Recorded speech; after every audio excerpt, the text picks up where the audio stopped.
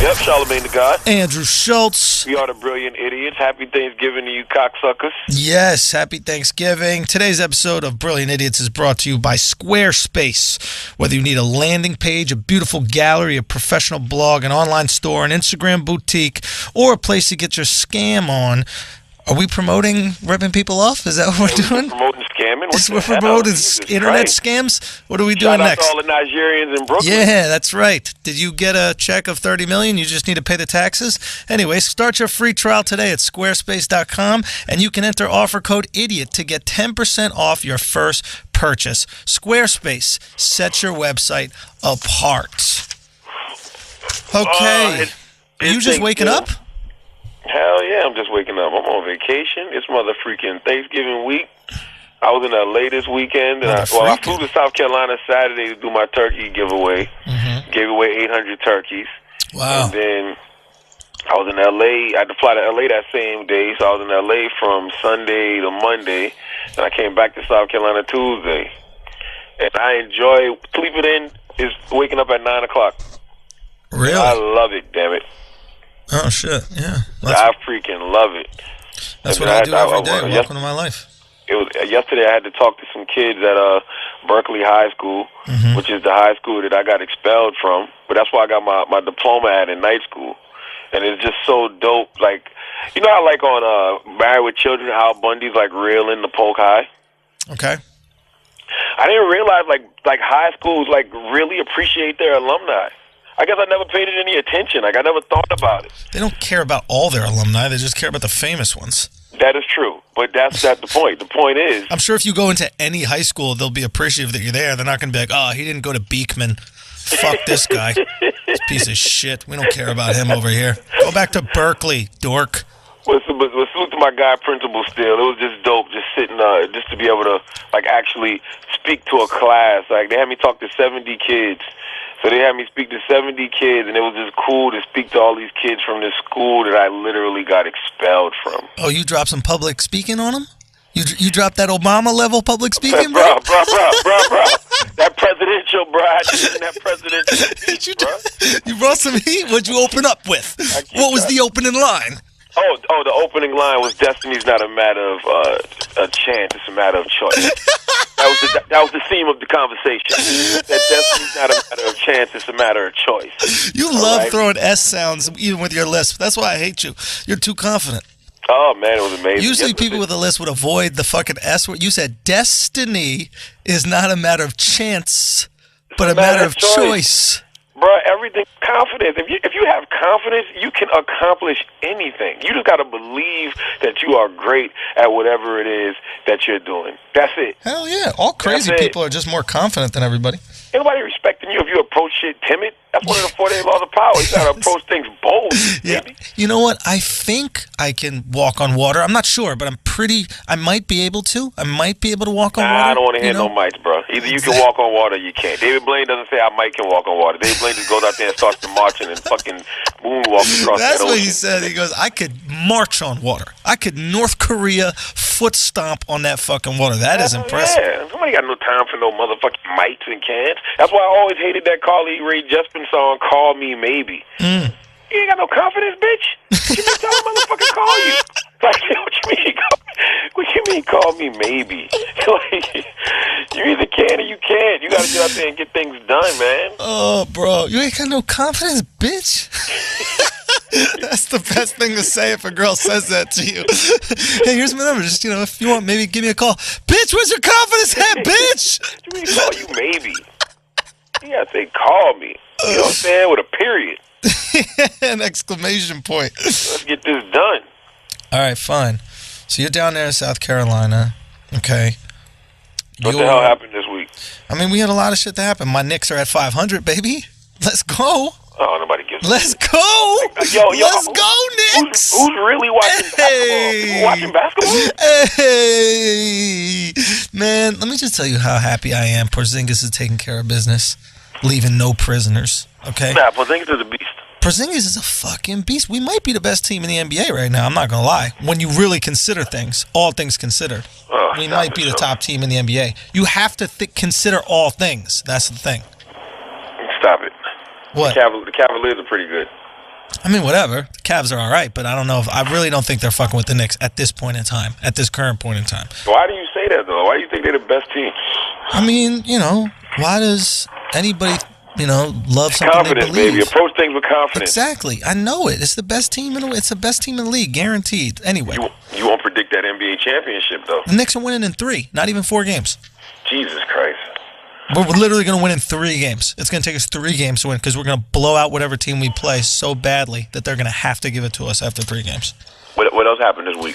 Let's see. We got, you know what? Well, I mean, we can talk about Kanye, obviously. But I want to briefly bring up Fabulous had a 39th birthday party. Oh, salute the Fab. I got invited to that, too. I was out of town, though. Oh, yeah. I didn't, and I was in town. But it's okay. So, and he did the Fabu Dhabi themed birthday party where everybody dresses up as like an Arabian Nights theme type of thing. I guess Fabu Dhabi's a play on Abu Dhabi, which is a city in the United Arab Emirates. I saw you having a conversation online with somebody about that. Exactly. So, and here's the thing. I thought it was beautiful. It is cultural appropriation at its finest. I didn't see anybody tweeting about how upset they were, about how grotesque cultural appropriation is. I didn't see anybody saying, so you'll wear the clothes, you'll wear our culture's clothes, but you won't stand up for us when we get stopped at the airport. You won't stand up for us when we're dealing with Islamophobia. I didn't see anybody tweeting about that kind of shit. And it was beautiful. There was one culture. There was appreciating another culture, maybe learning about another culture. Maybe after that night, somebody was inspired by some of the beautifully rich things that they saw within Middle Eastern culture to go out and research it further. I'm very pro cultural appropriation. And this is a perfect example of why. I'm going to tell you why it wasn't cultural appropriation. Why is that? Because it wasn't white people doing it. Nah. It's only cultural appropriation if it's white. No, it's a theme. If you do a theme, you can get away with it. Like, if you do a theme and you actually call it whatever, Fabu Dhabi, like you're paying homage when it's a theme. When you're paying homage and you're telling people exactly where it came from, and you're telling people exactly what it is that you're doing, it's not cultural appropriation. What do you mean? Of course it is. No, it's still a culture that you're appropriating. Doesn't mean just because you say it doesn't mean that it isn't it. There's a theme. Like, there's a difference between like I mean, first of all, I don't care either way about regardless of who does it. But if you just do something and you don't acknowledge that's where it came from. That's the only reason people get upset. That is the only reason people get upset. If you do something and you acknowledge, I got this from black people, or I got this from white people, or I got this from Dubai, or I got this from, Asians, or I got this from Native Americans, people don't care. I guarantee you, if people just acknowledge it, people wouldn't care. So when white people wear cornrows, they just got to acknowledge it. Yeah, to be like, look, I'm channeling my inner, whatever. I'm channeling my inner Shanika from Compton or whatever. Like, whatever. Allen Iverson. I thought it was obvious. I think that's pretty obvious, and I don't think that you need to beat it over the head. I don't think every single time they took a picture at the Fabu Dhabi party, they were saying, hey, just to let you know, we're appropriating this culture and we appreciate it. I think if you actually copy something that you see another culture doing, that's the sign of appreciation. I appreciate this so much that I'm going to put it on my person. I love it. What a beautiful thing. I have no problem with it. I've told you that. As you shouldn't. Nobody should have a problem. It's just a way that people take out a gripe because they're resentful of white people. That's really all it is. I resent white people. Here's a perfect way for me to shit on them. That's why I'm going to shit on Justin Timberlake but love Bruno Mars. Man, white people are kind of doing bad right now, man. Hey, man. It is I'm what it is. Lie. I was thinking about that this week. I was like, man, I didn't realize. I kind of realized it, but I wasn't paying any attention. Remember, I told y'all about that TED Talk that talked about adaptation, and it talked about how white people are really afraid. Well, some white people. I don't want to generalize and make a broad statement. How some white people are really afraid that they're losing their grip on the country, and that by 2043 the population is going to be majority brown, so they're going to lose a lot of strength when it comes to politics and things like that. I didn't realize that there's some white people who really, truly, honestly feel like that. Like, I really did not believe that. And then we saw the guy. What's the guy name? Who? Richard Spence is his name. Oh my God, this fucking idiot. Richard Spence. We need to get him on the podcast. We definitely need to get him on the podcast. I don't even want to waste my time in it. Oh no, it'll be so much fun to carve him up. It'll be so much fun. There's this guy Richard Spencer, who's the leader of the this alt-right movement that he calls like fuck, I forget the exact. Which is just a nice, colorful, technical name for white supremacists, white nationalists. But neo-Nazi being called that. Yeah, they don't like being called it, but essentially it's basically like fighting for. I don't want to say. I guess in some way they feel burdened. He's an American white nationalist known for promoting white supremacist views. That's him in a nutshell. He's from goddamn. He was born in Boston. He lived in Montana, Texas. Somewhere. And he was raised in Texas. He's the president of the National Policy Institute, which is a white nationalist think tank. And think tank, yeah, that's located in D.C. And there was a video that he was giving a speech that was echoing a lot of Nazi sentiment. The people in the crowd were putting their hands up in the Heil Hitler salute. He said, "Hail Trump, hail this, hail that." Now, recently, I should point out that Trump completely distanced himself from the alt-right. He said it wasn't right. He disavowed them, and he didn't really disavow them. He did. He said specifically, "I disavow them." Those were the exact words that he said. He looked at the camera in 60 Minutes and just told them, "Stop it." No, you're talking about 60 Minutes interview. I'm talking about his response to this recently at his New York Times interview. You're talking about an old interview. So in the most recent one, he said specifically, "I disavow them, and I do not stand for that at all. And I have no connection with that." So I don't want to conflate the two issues. This guy, Richard Spencer, and the people that he is rocking with are absolute fucking douchebags and idiots. And Trump rightfully disavowed them. Yeah, but you can't disavow them after you've riled them up over the past 18 months. Like, regardless of whether Donald Trump wants to take credit for this, it's the same energy that he put out there. And it's cool. Listen, I don't have no problem with people expressing their open views, regardless if I agree with them or disagree with them. I like overt shit. You know what I mean? If you feel a way, I would rather you express that. I thought that the conversation between him and Roland Martin was great, and I thought that his speech that he gave in Washington was great, simply because I like to know exactly what's on a person's mind. And what I just said about confidence, if you believe something, you will not hide it. Right. You will not suppress it. If you really believe in something and you really have the confidence that what you're saying is right, you will express it the way that this guy, Richard, expressed it. What do we always say? The only reason people don't tell their true feelings is because they're afraid people are going to disagree with them. What could be more disagreeable than what he's saying? Well, that's the thing. Still got the balls to say. That's the thing with the Roland Martin interview. Roland did an awful job with that interview. You didn't watch the whole. I know you didn't watch the whole. I watched the entire thing. I watched all 30 minutes, and it was so bad. I think the thing is that he was too excited to clobber this guy that was clearly a racist. He was too invested, man. He was too invested.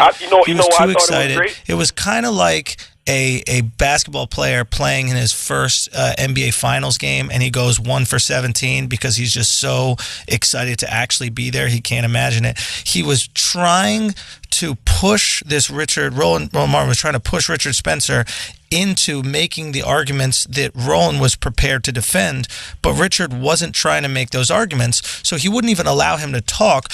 What I said is, when you have a guy like Richard Spencer, the whole 30 minutes. The whole 30 minutes. If you watch it, when you have a guy like Richard Spencer, right, who is trying to defend the indefensible, right? He's trying to defend racism.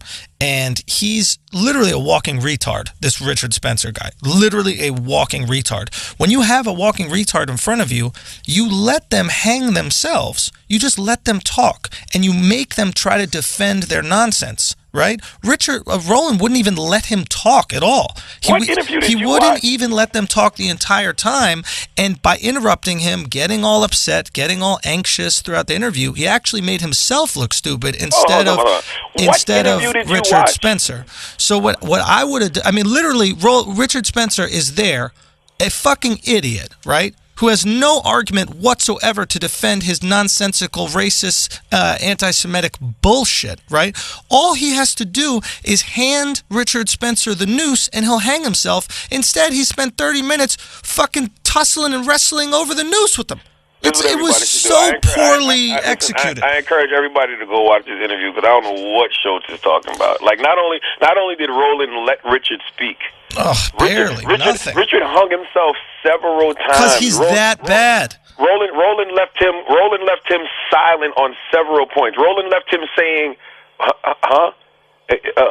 Excuse me? I think a lot of times it was confusion because Roland was making such piss poor arguments as well. I mean, what piss poor arguments did Roland make? Oh my God, the religion thing with slavery, it was just awful. I didn't like the religion conversation at all. Of course not. It was reason I don't like the religion conversation because that's just a matter of belief. You know, when Richard said that he's a cultural Christian and Roland said, "What is a cultural Christian?" and then they went back and forth about whether they believe in Jesus or not. And then I didn't like that because it came out of the conversation about race being a social construct.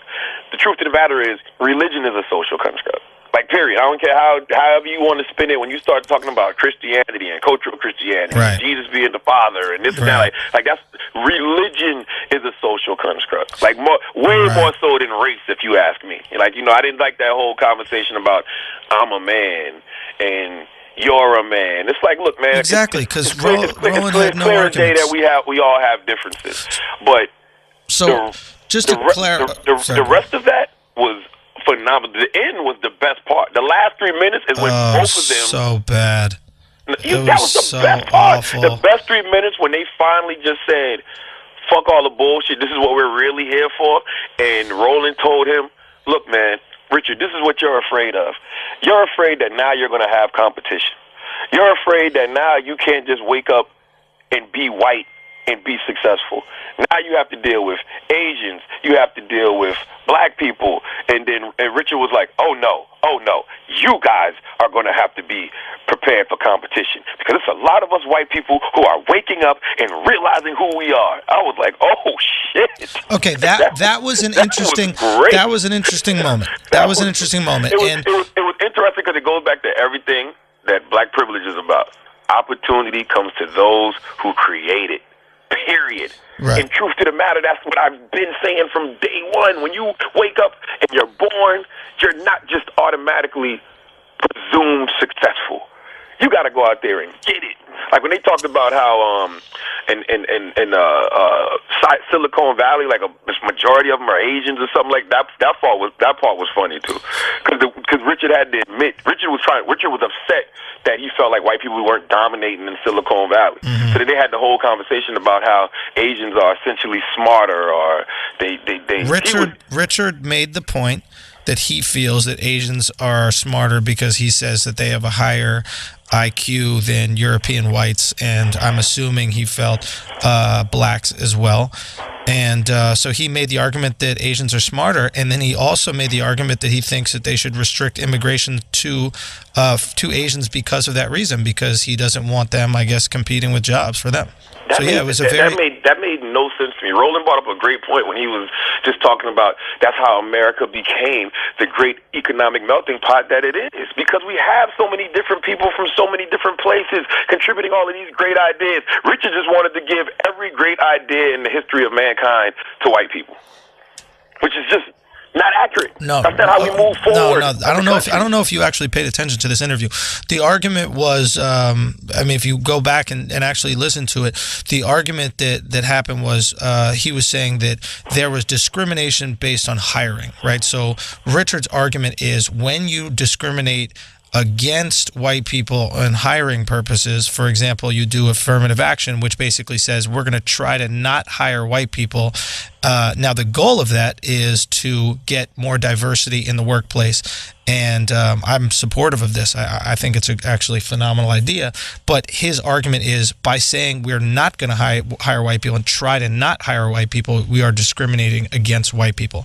Roland couldn't really grasp that That's not true. concept. What are you talking about? Roland broke down the stats verbatim. Well, no, and then when he tried to break down the stats, he actually proved Richard's theory, and then he tried to backtrack out of it, and he was getting all anxious. It was really embarrassing. I felt really embarrassed for both of them. I know you didn't watch the interview. I did. You should rewatch it, man. You should really rewatch it, Charlamagne, because I don't think that you. You sound like Richard.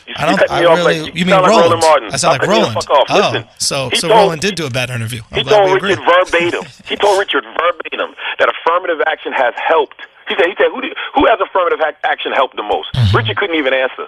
He said, white women. So he said, that disproves your theory right there. Right there. Shut him right down. It doesn't. And showed him the stats. I forgot what the number was. Yeah, the stats. Showed him the stats verbatim. White women. He said affirmative action has helped more white women than anybody. Right. So again, just because it helps one person more doesn't mean that it's still not discriminating against white people. Like, so for example, white women. Did you hear what I just said? Charlamagne, can you just fucking listen? You're acting like Roland. Stupid right now. It's not a hard concept to understand. So white women aren't white people? They are, right? They are, but white women were also discriminated against in the hiring process. Right? So if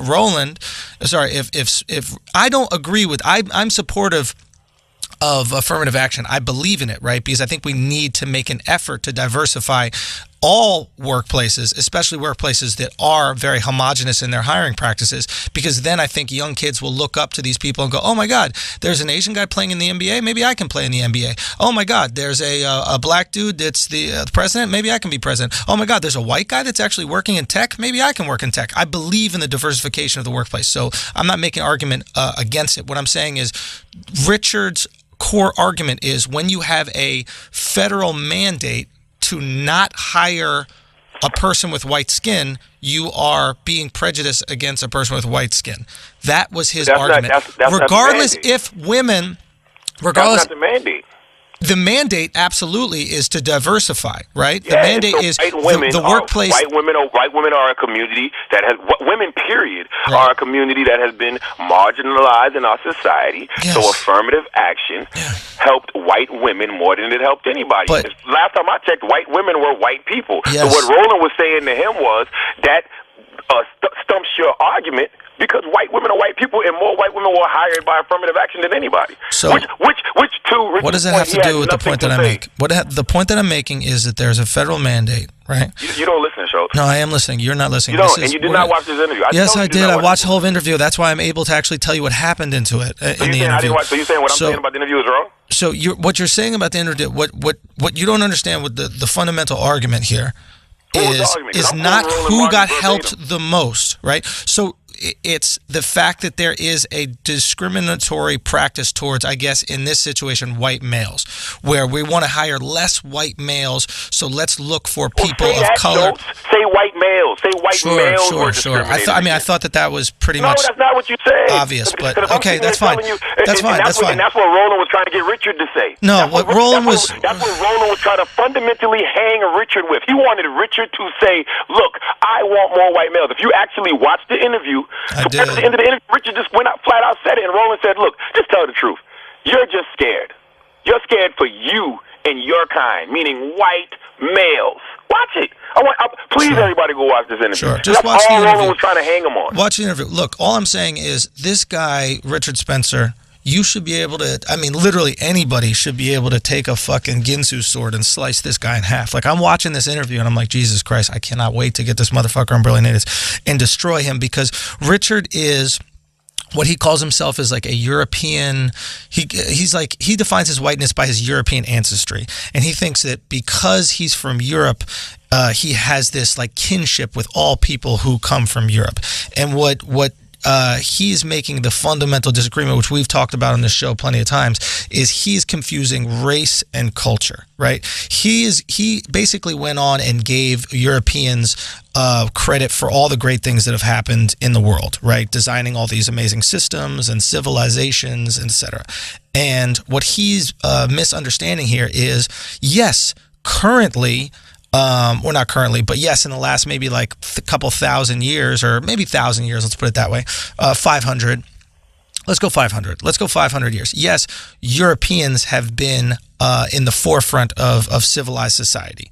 That is a fact. You cannot deny that, right? They have pushed agendas of I don't know how we progressive thinking on the rest of the world that different parts of the world have not had without them. Yes, that is a fact. But that's part of history. At different times in history, different parts of the world were ahead. There was a time where in the Middle East, they were at the forefront of intellectualism. They were at the forefront of science. There was a time where Africans were at the forefront of intellectualism, the forefront of science. The first library ever was in Egypt, right? The Library of Alexandria. So this is just times throughout history, different groups in different parts of the world will take the reins on who's in control or who's in charge or who's pushing the progressive agenda. It has nothing to do with the color of someone's skin.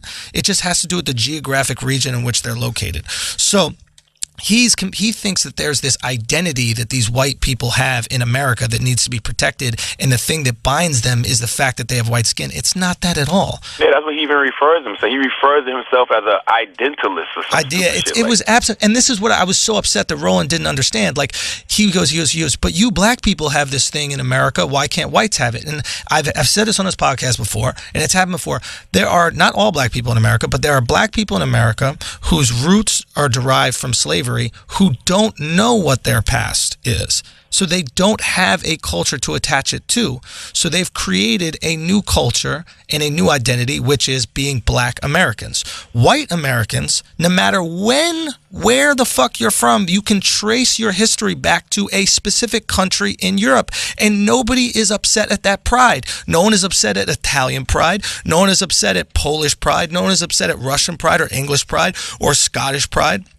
No one is upset at Spanish pride. Nobody would call that racist if you were proud of your past. The reason Roland was calling and this is the beautiful part about it. If you actually watch the interview, they never got disrespectful. They never got sensational. Roland never called Richard a racist. He never did. It actually was a great productive argument, especially based off what the subject they were discussing. What Roland was trying to tell Richard was, when you are doing a speech and you're doing all of that hail Trump and all of that hail whatever bullshit, it reminds people of the hail Hitler thing. And then you start talking about the Holocaust and all the Jewish people that got killed. So he was like, why would you want to represent that? Why would you even want to remotely mimic that? So one of the things, and you know what? And what was Richard's answer? Oh, that was just people. He said that was exuberance. That was just some exuberance. Exuberance. Like what? No. It was absolutely ridiculous. One of the things, and this is something that Roland didn't catch on, and he didn't catch on a lot of things, but this was just one of them.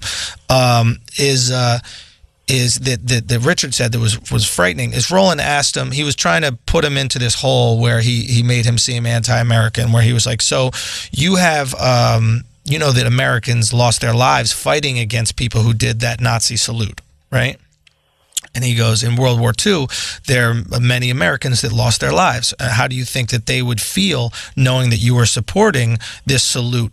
That many Americans died fighting. Yeah, Richard said both his grandfathers fought in the war. And Richard said both his grandfathers fought in the World War II. In World War II, and they'd be totally fine with it. And then he goes, so do you wish that the outcome of World War II is different? And then Richard goes, Roland asks him, do you wish the outcome of World War II is different? And then Richard goes, personally, I wish we didn't intervene. And then Roland totally misses that. Totally misses this nugget where the guy basically said, I wish we didn't go in there and save the fucking Jews from being exterminated.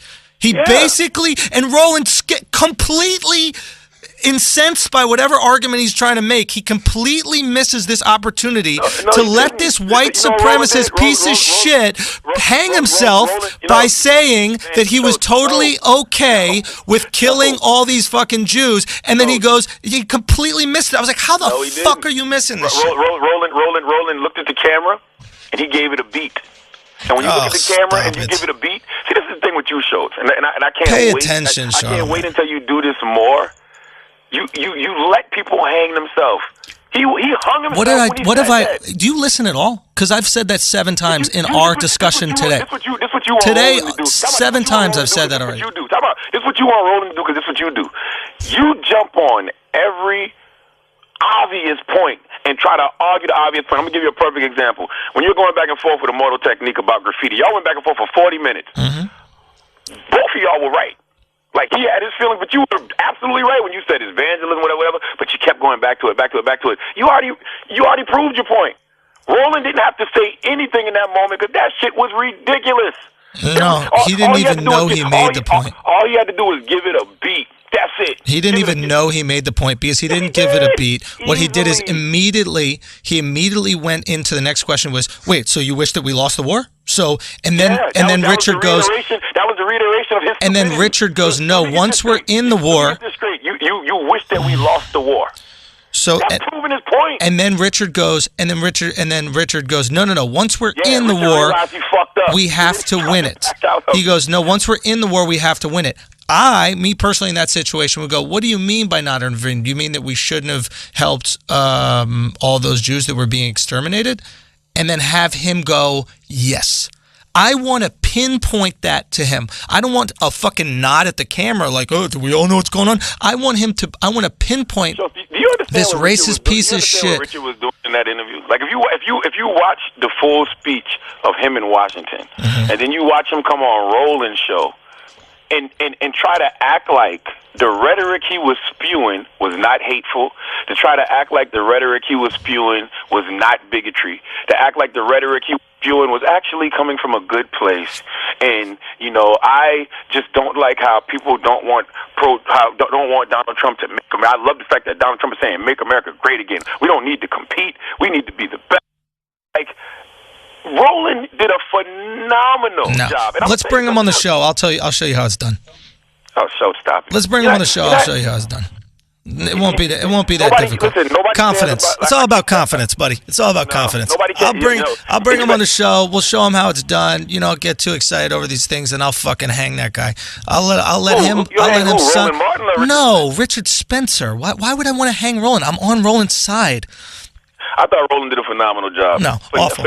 But like he always does. I don't know what Andrew Schultz is talking about. And guess what? And I thought Richard Spence. I'm gonna tell you something else. I thought Richard Spence did a good job deflecting his points.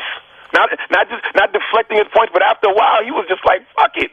And he just actually really honestly said what he felt, because the truth to the matter is Richard Spencer wants the country to be run by white males again. Period. Nothing more, nothing less. And that's what Roland told him. Roland pinned him to the wall and said, you're just upset that you're going to have to compete. You're finally going to have to compete again. It's not going to be about you're white, you're male, you're privileged, you get what you want. And Richard admitted it. He was like, well, you're going to have to, you need to be afraid, because a lot of us are waking up and realizing who we are. And we're realizing what's ours. So you guys better be afraid. Yeah, I will concede. I will concede that was a very interesting and a moment of the discussion. I just feel like when you have somebody like Richard Spencer, who is so completely wrong about everything that he believes in, it's a layup. And Roland, for whatever reason, and I'm not saying he's not a talented individual, but for whatever reason in this interview, made it seem like he was shooting for half court. I mean, it was fucking difficult for this guy. This is what you don't realize. It was brutal. I don't know what you want, but you need to start having more. I want to bring let's bring Richard Spencer on the show. I want to have a nice dialogue with this guy. No, you don't want to have a dialogue. Oh, yes, I do. I think Roland made a mistake. I think it'd be a mistake to have him on the show. I think, not to use a code word, but that's normalizing this guy. This guy that I agree with. This guy is a right wing. Not when I get him in here. Radical freak. Not when I get him in here. There's so much important stuff happening in the country right now that's really going to impact. Why argue with the guy? Like, the whole problem. I agree. Because I'm going to make him question his guys entire like existence. this into the mainstream. That's why. I'm going to make him question his entire existence. I'm going to make him question his entire belief system. I'm going to make him question everything he thinks he believes. I'm going to have him walking out of here like the fucking Tasmanian devil just ran up in his asshole. That's what's going to happen. Absolutely. You're falling into the same trap that Roland fell into. No, it's just different. It's just different. Giving these guys a platform. It's just different. This guy's irrelevant. He's only as relevant as the people who talk to him. I'm supportive of that in that regard. I don't think we should give people like him a platform, but the media needs a new race story to follow, sell advertising. Talk about what Trump is doing. Talk about the people he's appointing. Talk about the fact that he's trying to make his son-in-law the envoy to the Middle East. Talk about that stuff. And this is something I want to bring up, which is really the conflict. This is my issue. There was all this stuff going on about like Trump tweeting about fucking Hamilton, right? And here's my issue about Trump tweeting about fucking Hamilton. Stop desensitizing us to Trump fucking up or Trump making or saying nonsense things, because that's what creates, as you say, Charlemagne, Teflon Don, right? When you get us all in a tizzy about him making a tweet about Hamilton, right? It completely lets these actual stories that we should care about slide under the rug. For example, right now, you had, right now, for example, right? Fuck Trump University. That's nothing. Let me finish. Hey, there go Richard Spencer. There we go. Martin show. There we go. There we go. So this is the real issue. Right now, Trump, in a call with the president of Argentina, and this is a story, everybody can Google this, asked the president of Argentina why there was a delay in a building project that Trump is involved with. This is the type of story that we need promote and we need out there. Here is a president of the United States using his personal power to influence his private business situations. This is what we should be talking about, not a fucking tweet about Hamilton. Who gives a fuck about Hamilton? I don't care about these stupid... I agree with you. I agree with you that we should be talking about that, but we should also be talking about Donald Trump paying a $25 million settlement to resolve a series of lawsuits concerning Trump. He wasn't president back then. Now he's president. I'm concerned with abuse of presidential power, Charlemagne. So listen to what you're saying. You want him to... First of all, he wasn't president when he was running all those businesses either. So now that he's president-elect, that's something that he shouldn't be doing. Our president also yes, he shouldn't be abusing presidential power to help those businesses. Yes, exactly. That's my point. Our president should not also be entangled in freaking multi-million-dollar lawsuits either. And the fact that he got on Twitter and bragged about settling it and said the only reason I settled it is because now I'm fucking president. Like that, we should be having all of these conversations about his shady business practices. Because what you're essentially saying is Donald Trump practices shady business, right? Yeah, we've been saying this from the beginning. They're both connected. So Trump University is an extension of him practicing shady business. Sure, but my concern is using the presidency to influence your private sector businesses, right? This is a global businessman, right? For example, he's got property in Scotland, right?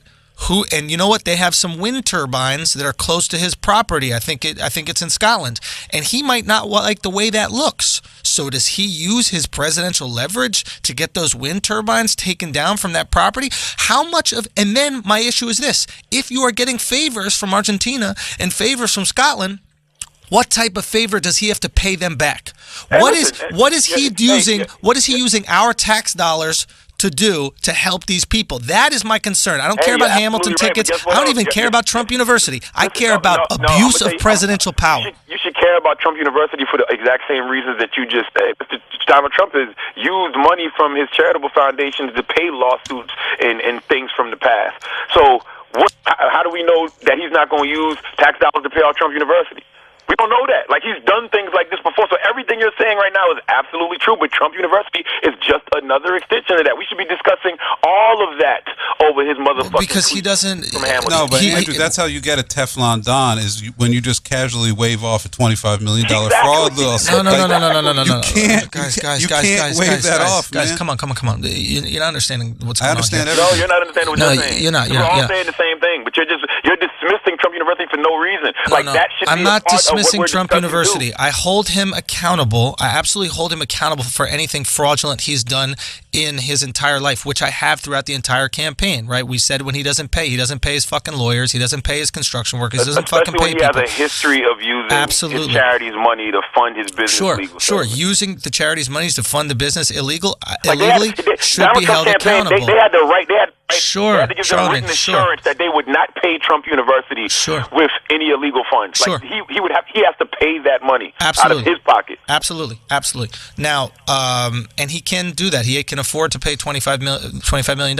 My major concern now that Trump is president, right, is abuse of presidential power, and there is tons of it. That is my major concern, right? And that is my major concern for the well-being of Americans, okay? Because I don't want him leveraging some promises that could affect you, Charlemagne, your kids, my kids, me, to get what he wants for a fucking building. I don't want us going to war or invading a country that is an enemy of another country that he wants to build a hotel in. I don't want that type of conflict. I'm gonna tell you the perfect movie analogy for this situation. Donald Trump is what was Denzel's character name in Training Day? Oh, yeah. Alonzo. Yeah, Alonzo. Donald Trump is Alonzo. The American You're people good. are... You're good, Charlamagne. The American people are his homeboy that he would go and have drinks with and kick it with. But when it came time to pay that motherfucking tax, he walked in there, blew his fucking friend's chest out, and cut open the motherfucking floor and took the goddamn money. That's what these situations essentially are. Whether it's Trump University, whether it's what you're talking about right now, like that's essentially what these situations are. And the same concern that you have about that situation is the same concern that people have about Trump University. They had to make these motherfuckers give them written assurance that this money wasn't coming from any of Donald Trump's charitable foundations. So what you're saying is absolutely right. Like, why wouldn't you use your presidential power to go grab an extra $25 million from some own country, or take a backdoor deal from Russia or whoever to get some extra money to pay off some bullshit that you got going on? And just to clarify, I mean, two things. He's got his daughter Ivanka Trump in these foreign affairs meetings. Watch the kids. And he's got Kushner, her husband, in these foreign affairs meetings. So now you have a conflict of interest because these are two people that are not government affiliates in any way. They are not paid by the federal government, and they are privy to private information on a global political scale that could benefit their businesses. I mean, wasn't the whole point of not electing Hillary Clinton because she was indebted to these countries? Because countries were paying her millions of dollars to have influence in the White House. So now you're saying, now that was the reason why Hillary is crooked. That's the reason why we don't want Hillary. And now we have a potential situation where Donald Trump could be just as indebted because of his personal business interests. Well, he has his own Clinton Foundation, potentially. Now, I'm not saying that this is happening.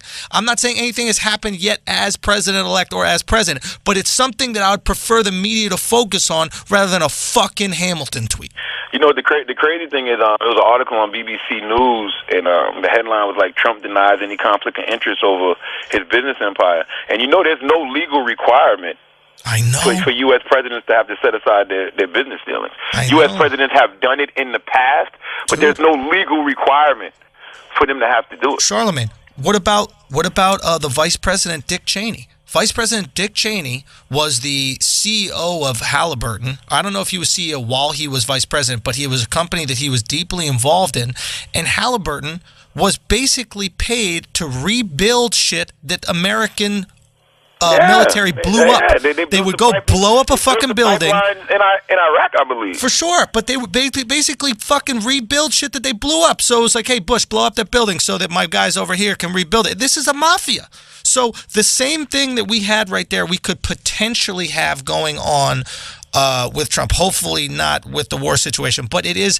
I don't want to say that he's done this, and I don't want to put that out there, and I don't want to call a man guilty before he does anything, right? But I want the media to pay close attention to this, so it's something that he has to pay attention for. You got to sit this out for 4 years, Trump. 4 to 8 years, you got to sit this shit out. We should not have to tell a president that you can't multitask when you're president. You got one job and one fucking job only. Yes. And that's to be president of the United States of America, not to be the president of the United States of America and CEO of Trump Enterprises. Damn right. Period. That shouldn't even be a conversation. The fact that he does not want to relinquish his businesses, and he said a statement verbatim, he said, in essence, I can run my country and run my businesses perfectly fine. America together. Is the main bitch, and there ain't no side bitches. There ain't no side bitch. That's how this shit's going to work. The fact that he thinks that way is another reason he's not qualified to be president. That is frightening. It is absolutely frightening because you must not be taking this job seriously. He's not. How is his hair going to make it through 4 years? Barack Obama is the youngest looking president we've ever had, and he is completely gray right now. Barack Obama was the youngest president. That's my point. I was watching this shit. I was watching this documentary on Barack yesterday from 8 years ago. I'm like, Jesus Christ, how does motherfucker turn to Morgan Freeman at 8 years? Cicely Tyson is 91 years old and has aged way better than President Barack Obama. Cicely Tyson looked amazing for 91. She did. I saw that picture you posted on Instagram. For 50-something. Like, Barack looks like he's been through hell and back. Let's clarify, though. He looks bad for a 50-year-old black dude. 50-year-old white guy, he looks fucking incredible. Amazing. Yeah, amazing. Right. Like, Right. we'd literally be reveling in him. If he was a 50-year-old right. white dude, like, dude, what are you using? Is that cocoa butter? I By the gotta way, get me there's some only of two that. white men on the planet that are aging amazingly. Okay, who? Brad Pitt and goddamn Tom Cruise. Yeah. Those two white men are vampires. I mean, I would look at... And, they were both in that fucking vampire movie. They were both in Interview with the Vampire. They learned all the secrets of the vampire from that movie, because those two are aging amazingly. Like, Tom Cruise still look like Top Gun. It is. Maybe Scientology works, bro. Maybe we gotta get some of that. Maybe that's what's in Scientology. And I was watching some Brad Pitt movie, and I'm like, is this old? Which Mission Impossible is this? This is 4? Like, Brad Pitt and Tom Cruise look stunning. And they gotta be close to 60. Tom Cruise might be 60. This motherfucker just called another man stunning. Hey, man. Tom Cruise gotta be 60 years old, Joe. 54. 54. How old is Brad Pitt? Brad Pitt's gotta be 50. Brad Pitt's 50? It's something like that. Chris looking it up right now. But yeah, they look incredible, man. The moral of the story But is think about it, Charlamagne. Think about it. In order for a white man to look amazing at 50, he's got to literally be the most famous white man, right? In order for a black guy to look good at 50, he's just got to make it to 50. He's got to drink some water, bro. That's all. He's just got to be 50, and Drink he'll look water, absolutely incredible. Make sure you eat more vegetables than you do drink cognac, and you'll be fine. You'll get some gray hairs, you know what I'm saying? But you'll be like, hey, who's this little young nigga with all these grays in his face? He'd be like, young? I'm 73 years old. I wonder why they keep talking about Hillary Clinton's lead expanding with the popular vote. Maybe because I was younger with the Al Gore, George W. Bush thing, so I don't remember the popular vote thing being such a big deal. But that's a constant headline. Like, they just keep talking about how the lead keeps expanding. Yeah, it doesn't matter if the lead expands or not, right? Because she needs to have more votes in places that can get her delegates. So it doesn't matter if she wins the popular vote by 10 million, as long as she lost the vote within the states that gave Donald Trump the delegates. So I'm gonna tell you what else is very embarrassing. What's that? The fact that it takes America 3 weeks to fucking count votes. The election was 2-3 weeks ago, and we're still counting votes. Like what?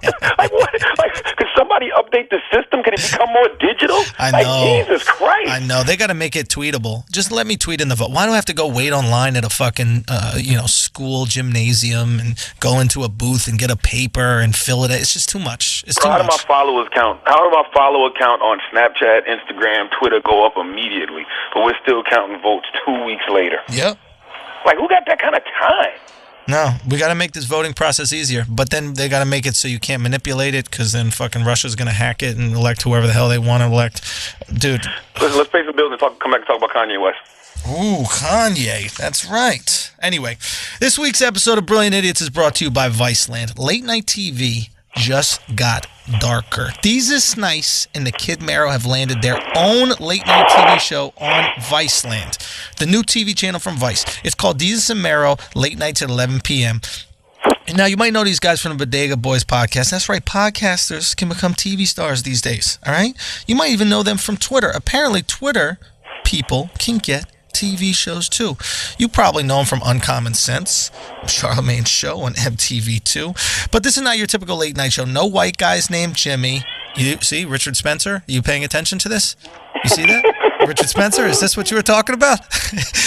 No A-list celebrities selling their new movie. No scripted jokes. No band. Just two guys from the Bronx giving you their takes on culture, politics, sports, entertainment, and other subjects they don't really know anything about.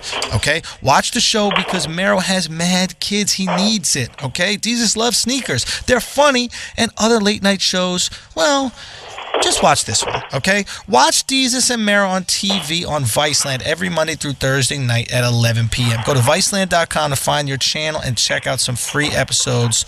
The brand is strong. The brand is strong. Salute to my guys, Deezus and Mero. Honestly, they're the only reason I watch Vice, and I like the way Vice is structured too. By the way, like I like their promos and their commercials, but I never had a reason to actually sit down and watch Vice until Desus and Mero show. Yeah, Vice is making an interesting transition. They're going from internet to TV, and that is they're doing. Listen, they're doing the right thing. I have this conversation all the time. It is so easy for a television executive, even a radio executive, if they were paying attention. It's so easy to find new talent if you just actually pay attention. It's just that simple. These kids are doing the work for you. They're creating this content online. They're building these fan bases. All you have to do is pay attention to what people are paying attention to. That's it. Pay attention to what's good online, and you will win each and every time. Desus and Mero essentially had a podcast that was popping. Now I'm looking at everybody. Oh, by the way, the Nori show, the On the Run Eating show. We finally found that a home. We'll be announcing that soon. Oh shit! Where? But the reason that we were able to find that a home is because a year ago, when we first started doing this show, On the Run Eating, it was just an idea that me and Nori came up with after a Breakfast Club interview. But a whole year later, after the success of the Drink Champs podcast, now people are just on Nori's dick. So it's just like these people are creating this content, with these podcasts, and they're building these audiences. And if you're a TV executive, all you got to do is pay attention. Right. That's it. It's simple. The trap is built, bro. So what channel you guys got On the Run Eating? I can't announce it yet, but we'll be announcing real soon. Oh, okay. Real soon. Well, shit, congratulations, executive producer Charlamagne the God. Okay. Okay. Get you some money, okay? Okay. Now let's talk about goddamn Kanye West. All right, what do you think? All right. I mean, initially when Kanye first went on his rant about Jay-Z and Beyonce and being pro-Trump, I don't think I really cared. And the reason I don't think I really cared, because that's Kanye being Kanye. As much as people want to act surprised about what it is that he said, you can't be surprised that he said it, because that's Kanye being Kanye. See, this is the thing that bothers me about people.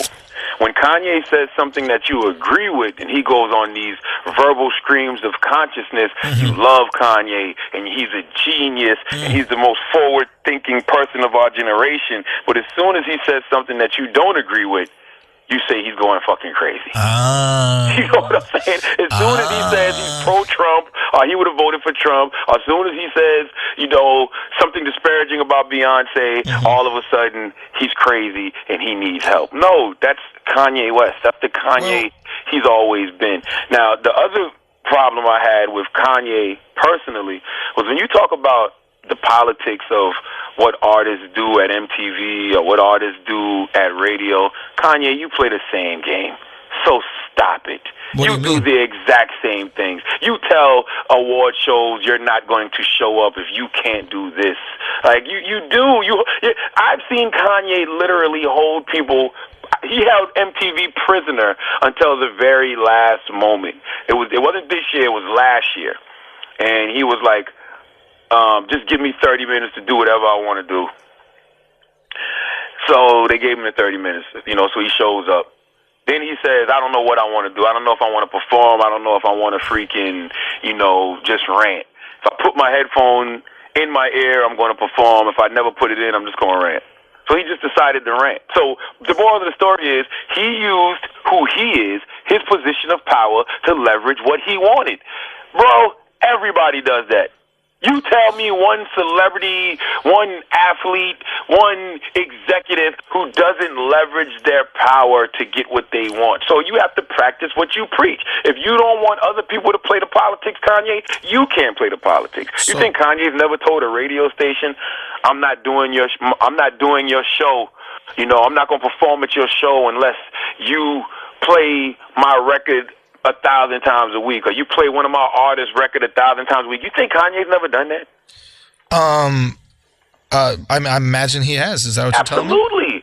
So you can't call Beyonce out for playing politics when you do the exact same thing. And my third and final point, I don't necessarily believe. I think Kanye may be going through a little something, but I honestly, truly believe in my heart that the reason Kanye checked himself into a psychiatric clinic is to avoid the possible lawsuits from canceling all these motherfucking shows. Yeah, I said that too.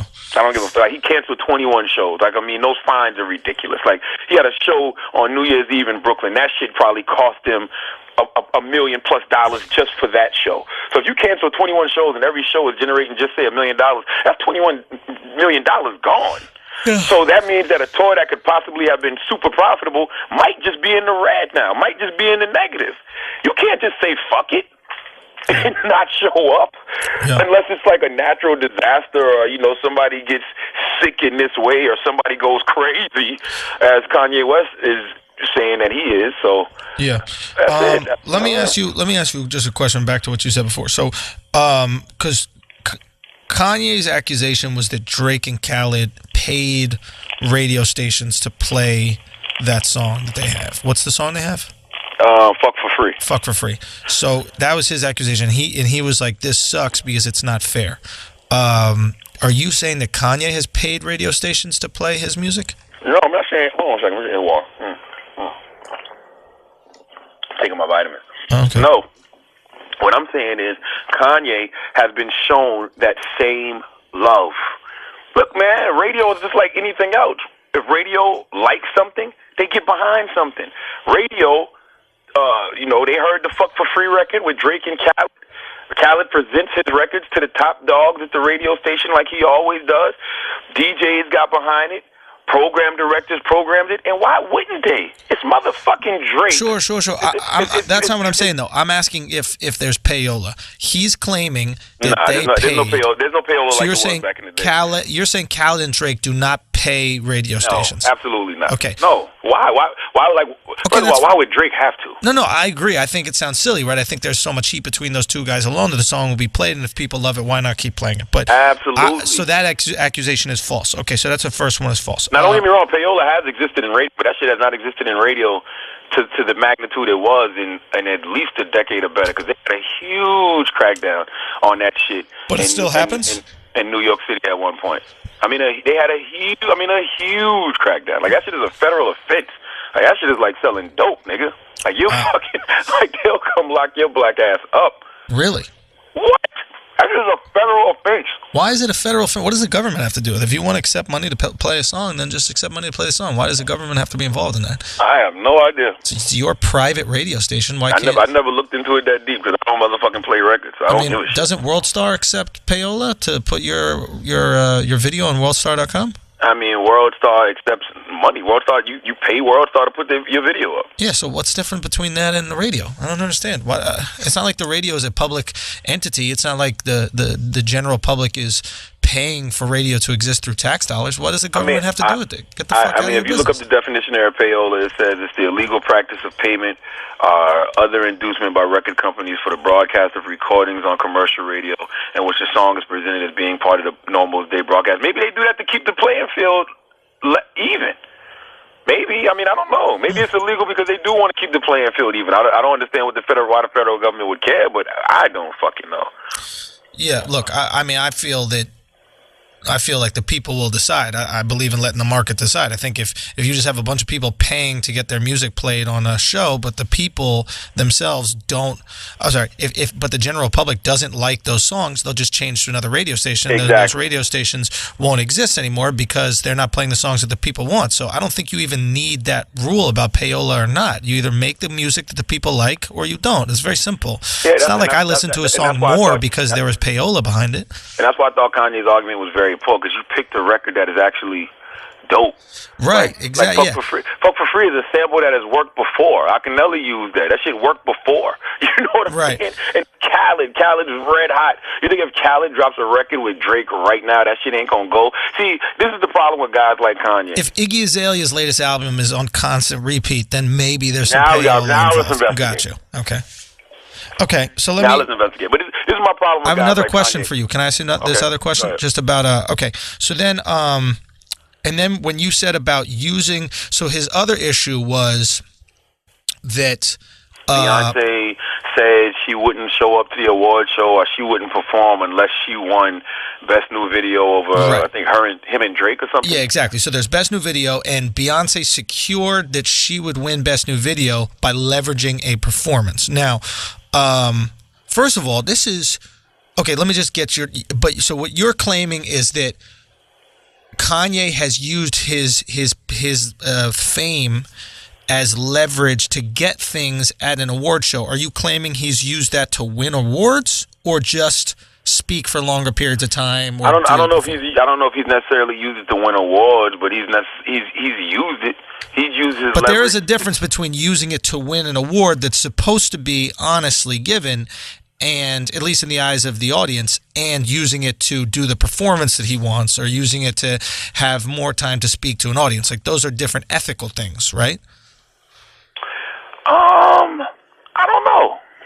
To be honest with you, I mean, what is your thinking on it? Well, I got two thoughts on it. Number one, I'm thinking about it right now. When I think about exactly what Kanye said, it's a conversation that he shouldn't have been repeating publicly. And the reason I say he shouldn't have been repeating it publicly is because his first two words were, "I heard that you did this." So basically, it's gossip.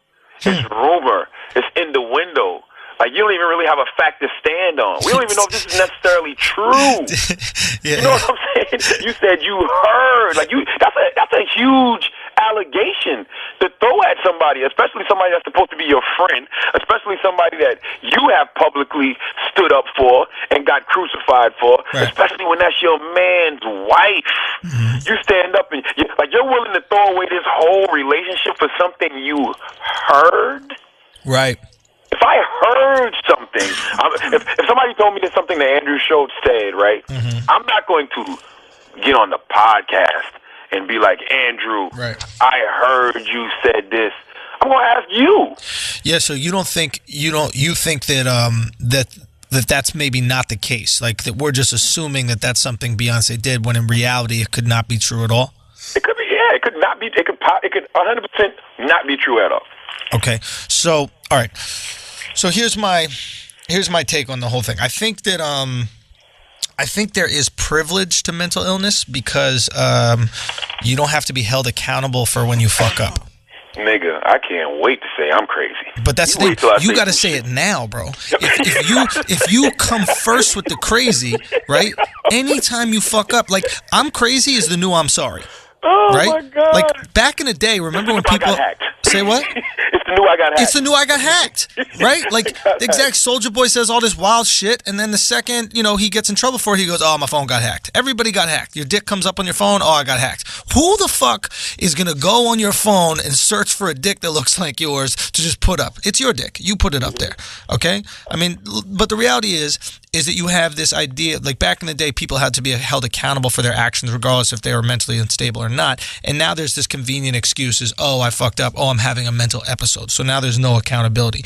But I think that, and I think I completely agree with you that the crazy talk has to do with insurance and lawsuits for the show. I'm sure there's only a couple ways he can get out of doing shows. One is, bodily harm, and two is mental illness. So he's claiming mental illness so that he doesn't have to get sued for not doing the rest of the shows. I don't know why he doesn't want to do the rest of the shows. That's something I don't understand. Like, now I'm even more inclined to go see a Kanye show because I like seeing unique things happen. Like, I can hear you play all those songs. I could just put on my iPod, or not iPod, my iPhone, whatever, but actually being in the room when you're divulging, like, what's supposed to be potentially top secret information about, rigged award shows, etc., like, that's an amazing moment to be there for. I just think it's a tough time for him. I mean, his mother died in November. I think she was buried on like November 21st. I mean, a lot of people who have had traumatic experiences where they lost a child or they lost their parents or grandparents, they are spouses, they go through it this time of month.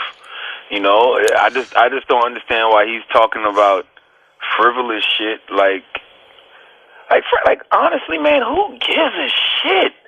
Like, look at the times we're in. Like, that's what's so disappointing about me when it comes to Kanye West. Kanye West always was a socially conscious individual. Kanye West was always the person who would articulate what people were thinking about the social climate. Like, even though when you went on that freaking telethon and he said George Bush doesn't care about black people, it was nothing articulate about that, but that's just the way people felt in that moment during Hurricane Katrina, sitting there watching the news and watching all these black people doing the backstroke in the fucking projects in fucking New Orleans. People was just looking at that like nobody's going to go help them. Right. Like, they've been there for days. Like, him just saying that, Yeah. him being the star he was and just getting on that stage and saying that was like, yeah, Kanye, talk that talk. Now it's like he don't even really give a shit. And Well, like, there was I didn't something- dismiss him when he said he would have voted for Donald Trump. Like I didn't, like, that wasn't my thinking. My thinking wasn't like, oh man, fuck Kanye. I literally wanted to know why he would have voted for Trump. Like, Well, I wanted to know. He said something I thought was really poignant. Like, and I think, I mean, look, I don't think he's a very good communicator when it comes to just talking. Oh, no, he's terrible. He's absolutely absolutely horrible. But if you can peel he's through, Roland Martin. He sounds the way you describe Roland Martin. No. Roland is not that bad. And I think Roland is a capable journalist. I just thought this personal interview, I think he was too invested. But whatever. But the thing with him is that if you peel through the bullshit, like, he said a very interesting thing about Obama when he said that Obama didn't have the couldn't make the country great again because he had to be perfect. I peeled through that and I saw a very interesting perspective, which was maybe Obama couldn't take certain risks that he would have liked to take because he knows the pressure that comes with being the first minority president, right? He's setting a precedent for every person that he sees, right? People are waiting for him to fail so they can be like, oh, I told you this black guy couldn't do it. But he fucking did an incredible job as president. Regardless of your politics, he did an incredible job as president. So I think what he was pointing out is when you're the 44th white president, which is what Donald Trump is, you could not say, well, he's the 44th white guy, right? Oh, yeah. 45th president, but so when you could not give a fuck as much because there's no expectation that you're trying to uphold or trying to exceed, and it was just an interesting take on Obama. Like, Trump has ran this election of, I'm going to not give a fuck. I'm going to say whatever the fuck I want to say. Imagine the first black president went out there like, yo, I'm just going to say whatever the fuck I want to say. And that's what the fuck it is. And that's it. And stop being little bitches about it. People are like, no, we can't do this. I don't know about this. Everybody needs to, I told everybody to read this book a long time ago, but go read The Black Presidency. Barack Obama and the Politics of Race in America by Michael Eric Dyson. Michael Eric Dyson talks exactly about that. He talks about how Barack Obama couldn't do what he wanted to do for black people as president because he's black. He talks about how if somebody else came into the White House, he specifically said Hillary Clinton or Bernie Sanders, they could potentially do more for black people wouldn't look than biased. Barack Obama would have been allowed to do. Yeah, because it wouldn't look fucking biased. It wouldn't look like there was favoritism. I've actually thought this about the Democrats from now on. I think the only way the Democrats can win over rural white people in the middle of the country is if they have a woman or not only of color or a minority person in general run for president. Because if a white male runs for president for the Democrats and starts saying we need to take care of these white people, immediately I think that there's a certain cross-section of minorities that will go, whoa, what is this white favoritism? Are you racist? Are you Trump? Are you trying to take care of white people? What's going on? So it is a very delicate dynamic that Dyson has pointed out, and I think Kanye, in his convoluted way of describing shit, actually was able to see it as well. It's interesting, and I was able to see it. The best. If you read Michael's book, he argues that Americans live under a black presidency, but not because the president is black. And he says that Barack Obama remains bound to the rules and rituals of black respectability and white supremacy. And he said, even when you're the leader of the free world, you have to conform principally to white expectations. I don't necessarily know if it's white expectations, but I would say it's white expectations because it's American expectations, and American is majority white. So, like, you have to talk to America, and Barack specifically had to always constantly talk to America. Yeah, he couldn't just, talk to, which is weird though, because you know, you see the LGBT laws that were passed under his administration, but I truly believe that's because the LGBT community came to Barack with a plan, and they said, this is what we want. I still don't think any black organizations came to Barack and said, this is what we want. I think it's a little more difficult when it comes to the black plight because there's not as much legislation that is discriminatory towards black people. There was actual legislation that is discriminatory towards gays. It was you can't get married. But so what you will have in the future, right, is gays will go through a similar thing that blacks are going through now, which is, hey, yes, we have all the rights on paper, but we're still discriminated against in life. And we would like you to do things to change that. And then you'll have the same thing which has happened to government, which has happened to black people right now, where the government goes, okay, but how do we change that? I can't go to every person and tell them not to be racist. So what would you like the government to legislate to stop these racist and biased actions? And it's difficult. It's more easily than said. Yeah, that's when police reform things come up, or you know, I mean that's really the biggest issue I can think about is police reform. But I think a lot of it has to do with money too. Like when Hillary said one of the first things she was going to do when she gets in the White House is give $25 billion to HBCUs. I guarantee you, if Barack Obama was to make a statement like that, it'd be World War III for no fucking reason. And then I was talking to somebody. Yes. I was like, she said she was going to give $25 billion to HBCUs. They was like, that's the easiest thing to do. But I don't think, look, I'm supportive of that. I don't think that helps as much. I think giving money to kids that are already in college isn't helping the plight of the black community in America. I honestly, and I know this sounds crazy, but if you want immediate results right now, I think you need more policing in these at-risk black neighborhoods. I think you need more police because right now there is crime levels that are so high that the only way that can be stopped immediately is through more policing. And with more police and in a safer environment, you will increase economic development in those areas.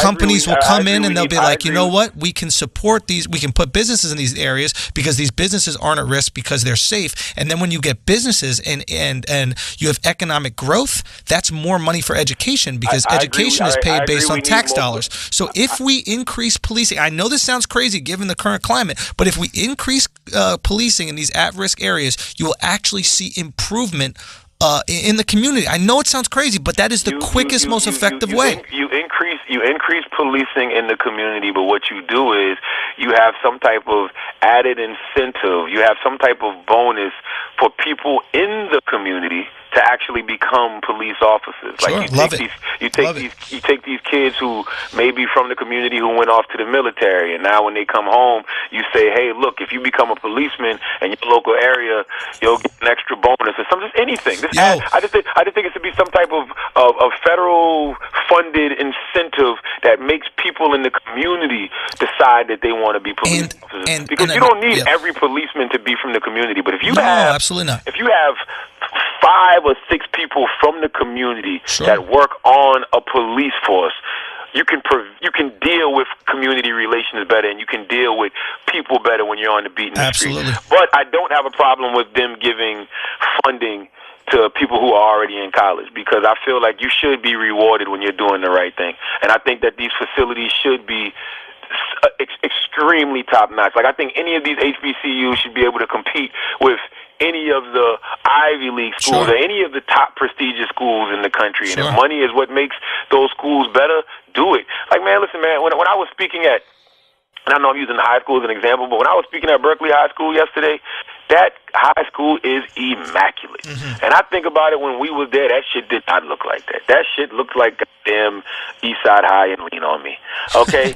but when you have kids in a nice environment, and you have teachers that are working in a nice environment, and you know, it just changes the atmosphere of everything. Yeah. Like everything. So I mean, I haven't been in the HBCU. What's the last HBCU I've been in? I don't know. Howard. Like, you know, was I at Howard? Well, we went to the Howard Theater. I don't know if you consider it part of. Like, I just think about schools like South Carolina State. You know, South Carolina State is a school that's been begging for money for years. I don't even think they got accreditation right now. Right. You know what I'm saying? So it's just like, Who can learn? Who wants to learn in that environment? Who wants to learn in an environment where you feel like your grades don't even count? Absolutely, I'm supportive of it. I'm 100% supportive of it. I think it's great, but I also think that there's money that should be allocated to, and strategy that should be allocated to these at-risk communities. And I think a quick way to do that is just making the environment safe, making a situation safe so these kids don't feel like they have to join a gang. Because a lot of times kids will join a gang for their own safety. They'll literally join a gang because if they don't join the gang, they'll be abused by the gang. It's like, but you have to make it safe from both sides. You don't want kids to get abused by gangs. You don't want kids to get abused by police. Absolutely, and that is the very tricky part. You don't want them abused by the police. You also don't want them abused by gangs. And I know that's why a statement like that will be met with some hostility. You're saying put more cops there, but all I'm saying is if we create a safe environment for business and investment to come in. And furthermore, I think we should give people tax incentives to move back into these maybe impoverished communities. Like my buddy was sending me this article. I'm going to get which place it was, but I thought it was Detroit, but I'm not exactly sure. And he was telling me about there are certain people that grew up in the hood, right? Moved out of the hood, right? But then decided to kind of band together with other people and purchase property back in the hood as a way to build economic development within that area. Buy back the block. Buy back, dude, and right. It's fucking dope because look what's happening in these communities. It's you know how they say, when white people come in, they gentrify, whatever. Say what you want to say. They're just bringing money into the community. Right? Listen, and you bring money into this community, it doesn't matter if it's black money, fucking white money, blue money, purple money. Money is green. And when money is in the community, shit gets done. Listen, the moral of the story is this. You know why we get mad at gentrification? Because it's not us buying our hoods. Interesting. It's not us. It's just that simple. It's not us buying our hoods. Mm-hmm. That's what we want. Everybody thinks this is their hood. This is my hood. That's my hood. Yada yada yada. This is my hood. You got the money to buy your hood. That's why I love Rick Ross's new song, "Buy Back the Motherfucking Block." Because when you got money, that's what you're supposed to do. You know how much land I own here in Moscow? You know, I'm sitting around right now like, all right, what am I going to do? What am I going to put here?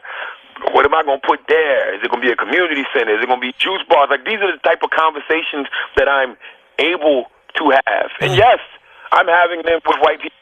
You know what I'm saying? Yes, I'm having them with black people in my community as well. Like, I'm, meeting with certain pastors and things like that. Because for whatever reason, here in my hometown, and I love this, the pastors are like the leaders now. Of course. And like my one of my cousins, Tory Lightfridge, he's a reverend, and he's got a church that everybody's going to, and it's like dope because like he's not even old, and it's like everybody's going to his church. But the moral of the story is we're buying back our block. We're buying our town. Why are we allowing other people to come in and take our land? They're not taking it. They have the means to buy it. So you have the means to buy it, invest in your own land. Well, period. And one of the issues, and this is something that, we have to have compassion for these celebrities that make it out of the hood, is there a baby in the background? Hey, baby. Oh, go ahead, I'm listening. Look at you being a parent and shit. Look at you being a good dad. Look at all that. But one of the issues... Can the baby not scream into the microphone? Hold on, I gotta finish something. All right, go ahead. All right, so is this a joke? You're fucking with me. Go ahead, what'd you say? You're fucking me.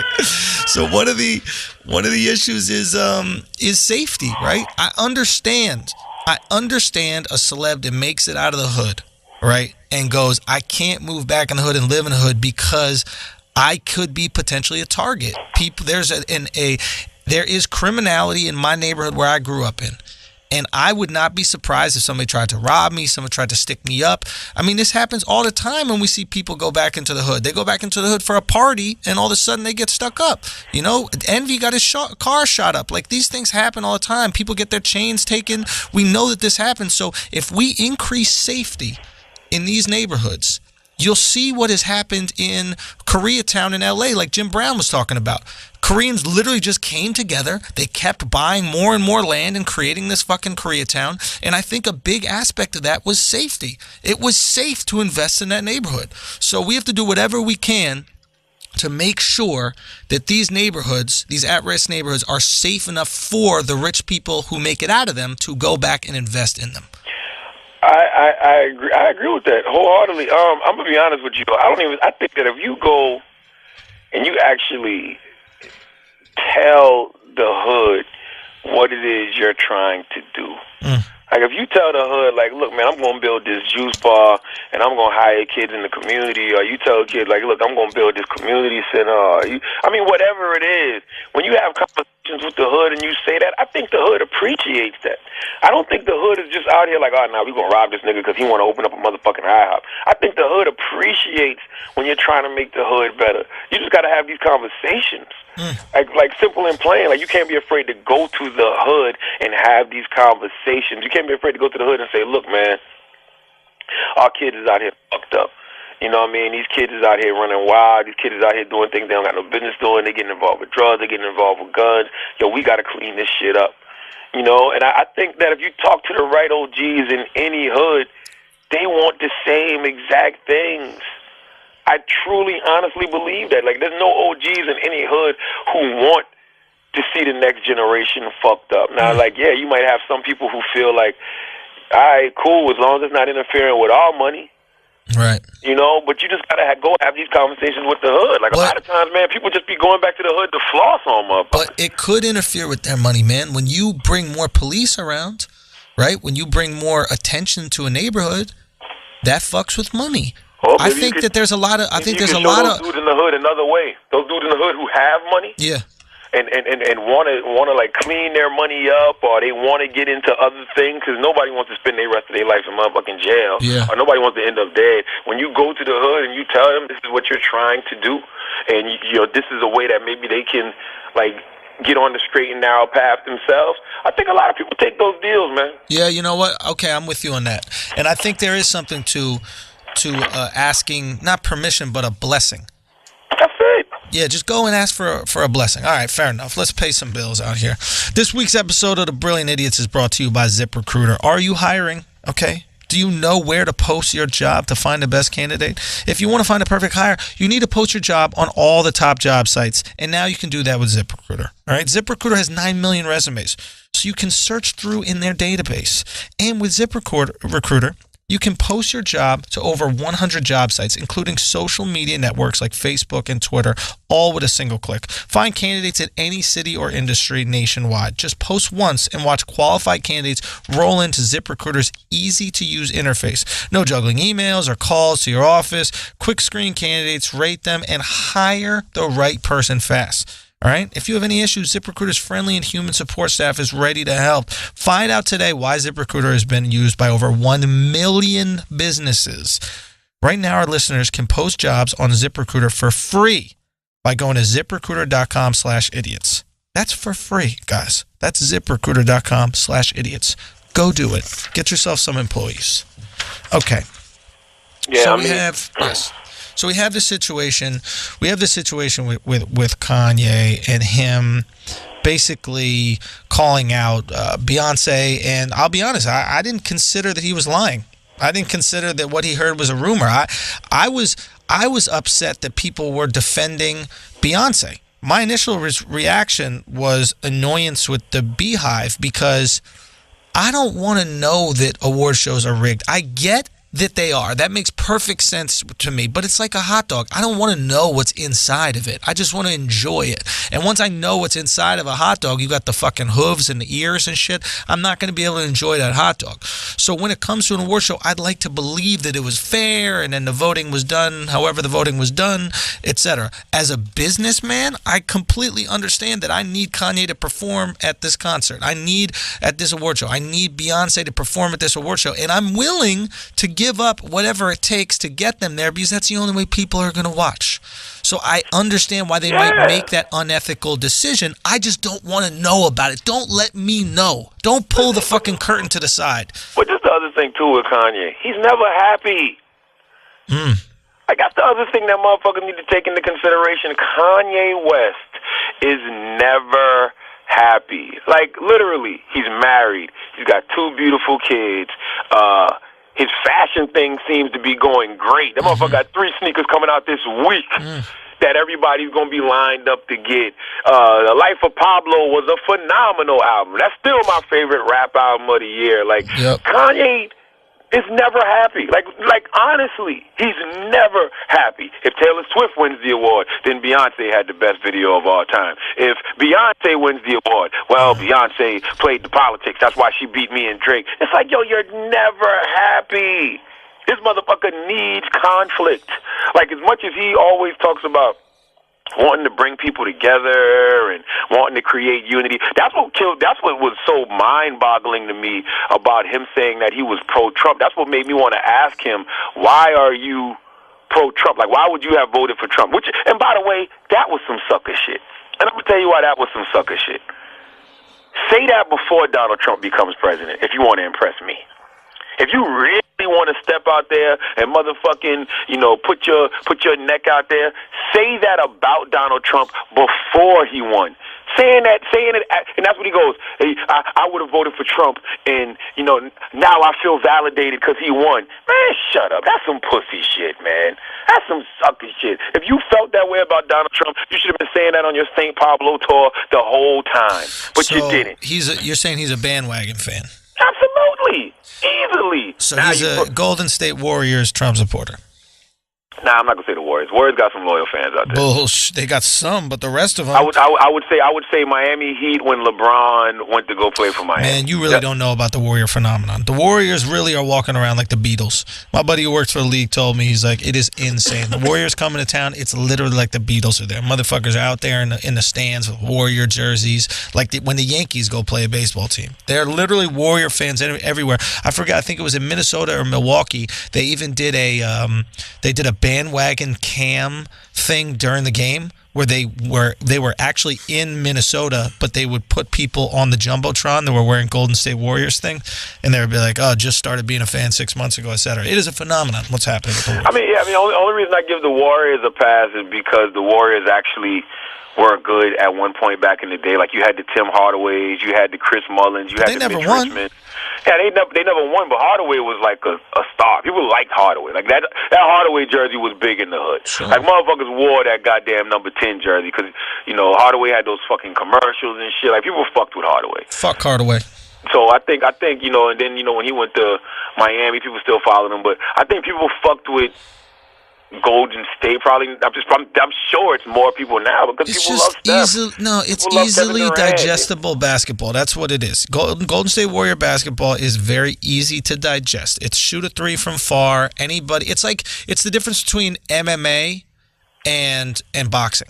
It is hard to enjoy boxing unless you know the sport, you grew up watching it, you understand the nuance of it. MMA is easy to like because you've seen that at frat parties the 4 years you were at college. You've seen two guys jump on top of each other, punch each other, wrestle, etc. A lot of these things end in knockouts or chokeouts. It is satisfaction. Okay, let's take a break for a second, pay some bills. We'd like to give one more thank you to one of today's sponsors of Brilliant Idiots, Squarespace. Creating your website with Squarespace is a simple, instinctive process. Add and arrange your content with the click of a mouse. Squarespace makes adding a domain to your site simple. If you sign up for a year, you'll receive a custom domain for free for an entire year. And your website won't be just tactical. It'll look good too. Design a best-in-class online store with Squarespace's award-winning templates, customizable settings, and more, all without a single plugin. Managing your online business, Squarespace is trusted by hundreds of thousands of savvy shop owners around the world. All the tools you need to track inventory, process orders, send custom emails, and understand every aspect of your business are available to you in one intuitive interface thanks to Squarespace Commerce. And if anything goes wrong, Squarespace has you covered with 24/7 online customer support. Every member of the customer care team is an experienced Squarespace user working in a Squarespace office. No matter how technical your problem or trivial seeming your question, one of their team is always ready to assist you. So start your free trial today at squarespace.com and make sure you enter the code IDIOT to get 10% off your first purchase. That's squarespace.com. Offer code IDIOT to get 10% off your first purchase. Set your website apart with Squarespace. All right, back to the show. By the way, speaking of boxing, since we're talking politics with Kanye, there was nothing more political than that goddamn Oh, my God. decision that Andre Let me tell Ward you won. something. By the Andre way, Ward is called the son of God. That motherfucker had a miracle decision this last week. I've been saying the Russia was going to beat Andre Ward for months. You know what made me say the Russia was going to beat Andre Ward? When I saw Andre Ward's last fight, I said that Russians are going to beat the fuck out of Andre Ward. Ward. And unlike Kanye, I said this beforehand. Okay, I tweet my shit. Because when I'm right, there's nothing more I like better than to screenshot that tweet and put it on Instagram. Well, look, man, you were fucking right. I was absolutely wrong. I thought that Andre Ward was going to wash him. Kovalev fought Isaac Chilemba, who was on the undercard for his last fight. And Isaac Chilemba has a sneaky jab and actually gave Kovalev problems, and they went the distance. And I was like, dude, if this guy's having problems with Isaac Chilemba, Andre Ward is going to wash this motherfucker. And I'm watching this fight, and to my absolute disbelief, because I actually ranked Andre Ward as the number 1 pound-for-pound boxer over Triple G. And to my absolute disbelief, Kovalev was better than Andre Ward at literally everything. He was a harder puncher, faster puncher, better counter puncher. He was stronger. He used the ring better. He had better footwork. He was on like he was a superior boxer. Dropped Andre Ward. He sat his ass down. And Andre Ward did not throw a straight right hand after that shit in terms of a combination. He would throw a straight hand by himself, but he would not throw the 1-2 because Kovalev would time it. This guy completely outboxed him, and the only thing that Kovalev did not have going for him is that he wasn't American. If Kovalev was American, he would have easily got this decision, but the fact that he was from Russia, shit. They're like, look, man, we don't know what side y'all Russians are on. We don't know if y'all hacked the election. You Russians love Trump? Well, you're losing this fight. That's exactly what happened. Exactly. Putin loves Trump. Fuck you. Fuck all right? You. And, yo, you know what pisses me off about this shit, man? Is that... And this is what infuriates me about bad boxing decisions, is people die boxing. You enter that ring knowing you could die that night. That is something that happens in boxing, has happened throughout boxing history. You leave a little part of yourself in that ring. So you're doing a great dishonor to somebody when you steal a fight for them that they were willing to die for. They're not going to be the same afterwards. Yeah, that shit crushes me. Especially when you're dealing with light heavyweights and heavyweights. Yes. Jesus Christ. Yeah, that shit was whack.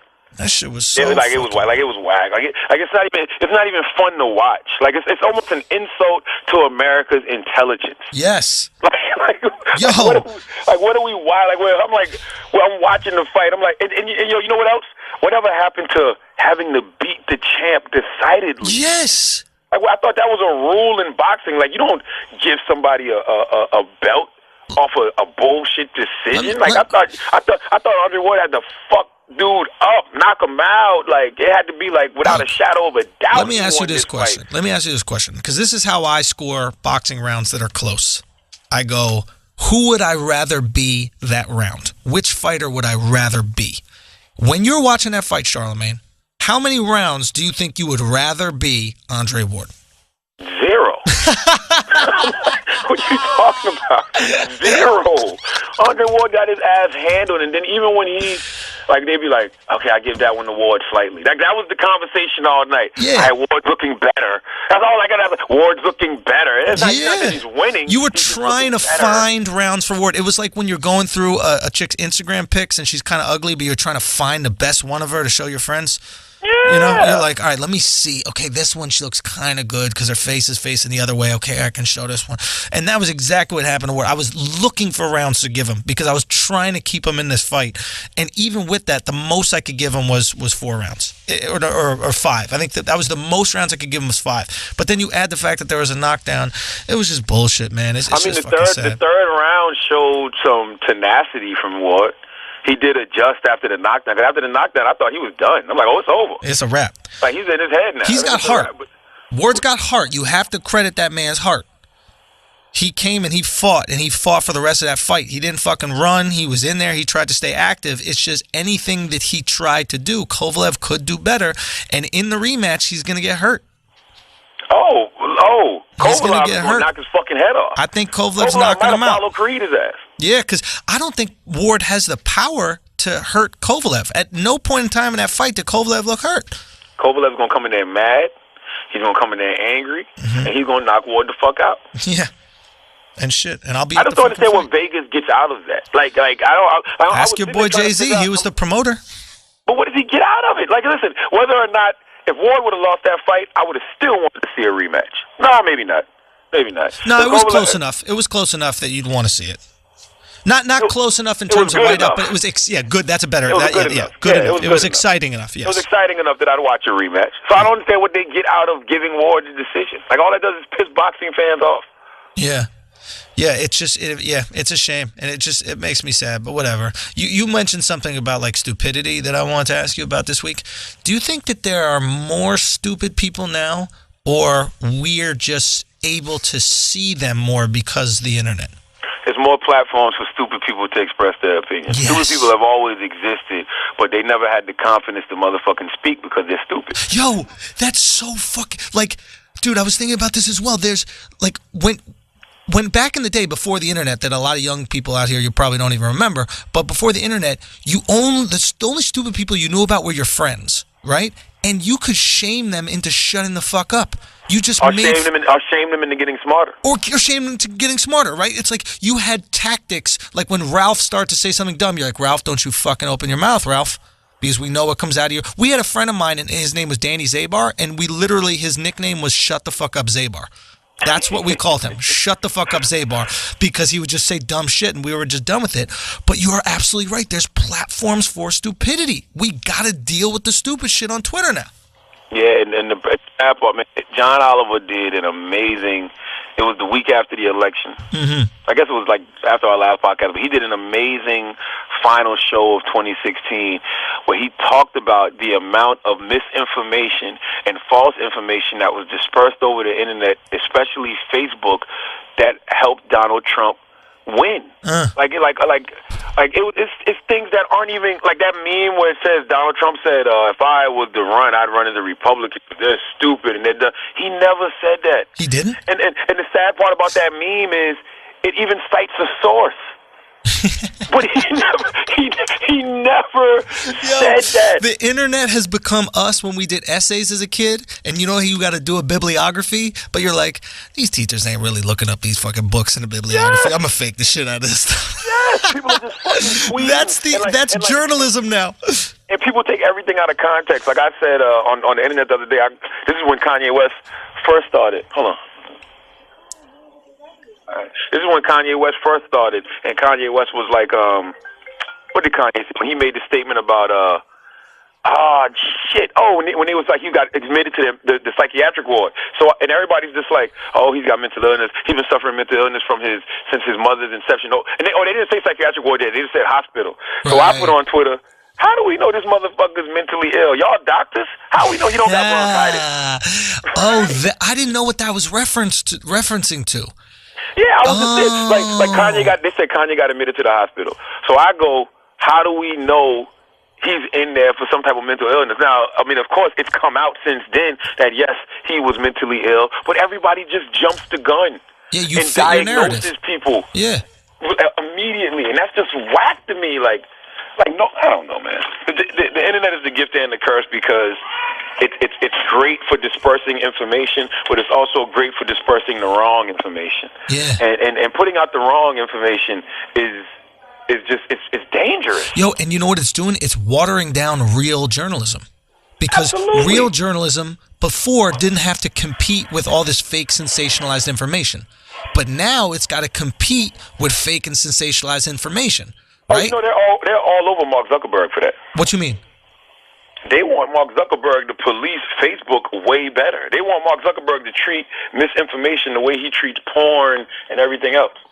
Whoa, the porn argument is interesting. Yeah, they want him to treat misinformation the way they treat porn, the way they treat violent threats, all that. Now, here's my question. Should it be his responsibility to change the police misinformation, or should it be our responsibility to actually do the due diligence and find out if the information is correct or not? I mean, somebody got to fact check. But how hard is it to fact check something? If Facebook is literally just supposed to be a conversation amongst friends, right? When I'm talking to you or you're talking to me, we don't have to fact check what we say. You could say Antarctica is in Arizona. You can say that to me. You got people writing whole think pieces about inaccurate stuff. Like we got to stop doing that. Like we just got to find a way to police the bullshit. You have to. But now here's the argument. The argument is that he's selling advertising, right? He's selling advertising on this sensationalized fake shit. There's an argument for something unethical. I don't think it should be wrong to say something fake on a public platform. Like, I don't think that's wrong. But if he's profiting from the fake shit and the fake shit is getting a lot of views and impressions, then in a way he's promoting the fake shit because that's what people are seeing because he can make money off it. That's fucked up. Yeah, I mean, honestly, I don't know how he controls it. Like, I mean, they've been having this discussion for a few weeks, and I don't know how, like, Facebook would control the misinformation. It seems virtually impossible, but it's got to be a way to dispel some of the bullshit that's out here, man. It's Because not impossible. You just get verified accounts, just like Twitter. What you mean? What you mean, Chris? You just verify it. They've already figured it out. So verify Facebook accounts like Twitter. When it comes to news, they're going to be now. You know, you get into a whole. That's a larger issue because now you're controlling the flow of news. But the news on the actual TV isn't even accurate. But there can be certain verified accounts that Facebook is proactive in checking. You can't fact check everything, but someone can look and see if the news feed is verified, and that gives you at least a little bit more confidence. He stepped back and he basically said, "This is just a platform. Yeah, it's not up to me to tell you what news is right or what news is wrong." And you can agree with that, except for what do. Charlemagne said, which is, if that's the case, then just let the porno run free. Let the violence run free. You can't say that that stuff is dangerous for people to see, but fake news isn't. Because, frankly, fake news is way more dangerous than watching sex. Yeah, but there's legal rules for pornography. There isn't legal rules for writing a fake story. Maybe there needs to be. But you know what, though? It's not even just social media. Like, we have to hold everybody more accountable. Like, a lot of people, like, I saw CNN, you know, they took what Richard Spencer said when he questioned if Jews are people. That was their discussion on CNN. The discussion wasn't about what he said. The discussion was if Jewish people are people. Like, what? Wait, say that again? Because I remember you sent me that clip, and then I actually watched okay,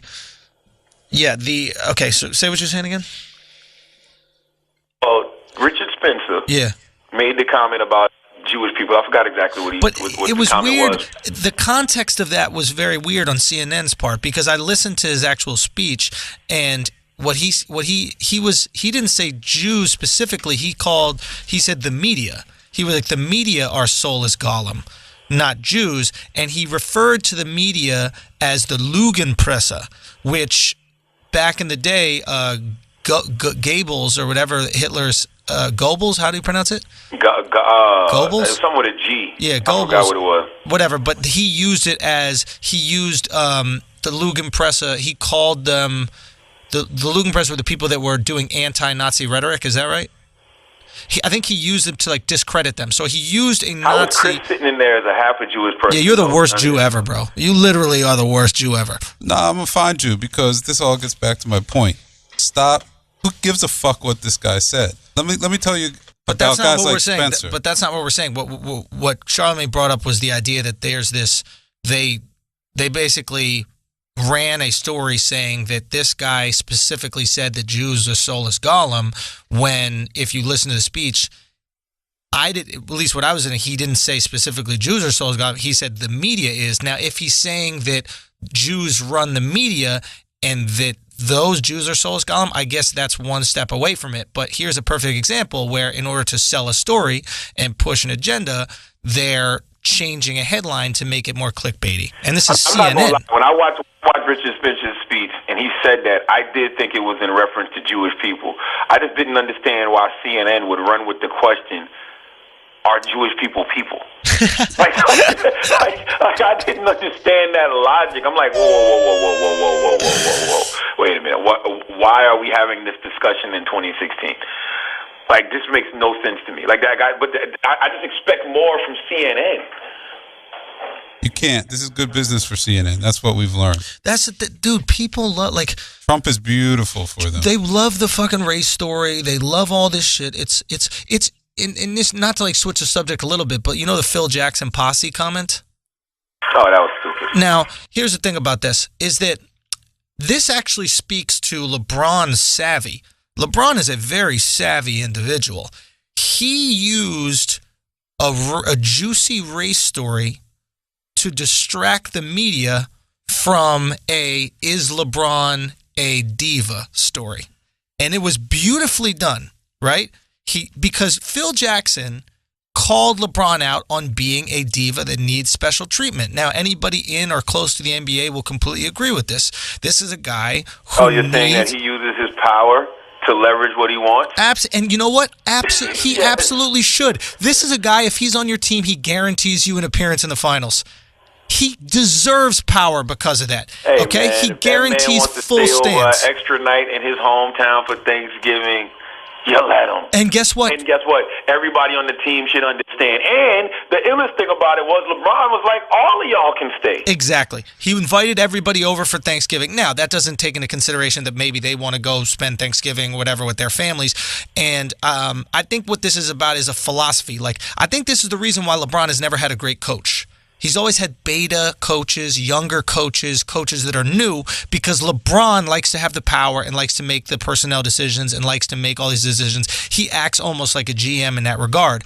Now, if you look at the Spurs and Popovich, something that Popovich doesn't have a single banner promoting the team that has one player on it. There's no banner that just has Tim Duncan's face. There's no banner that just has Manu Ginobili's face. There's all these multiple players on the banners. It's all about team. Every one of the major players on the Spurs has taken less money throughout their career to make sure that they could continue winning and be part of this team, right? I mean, if you even look at Manu Ginobili, which is arguably one of the most offensively genius players that we've ever had in NBA history, came off the bench his entire career. He was willing to sacrifice for this greater good, right?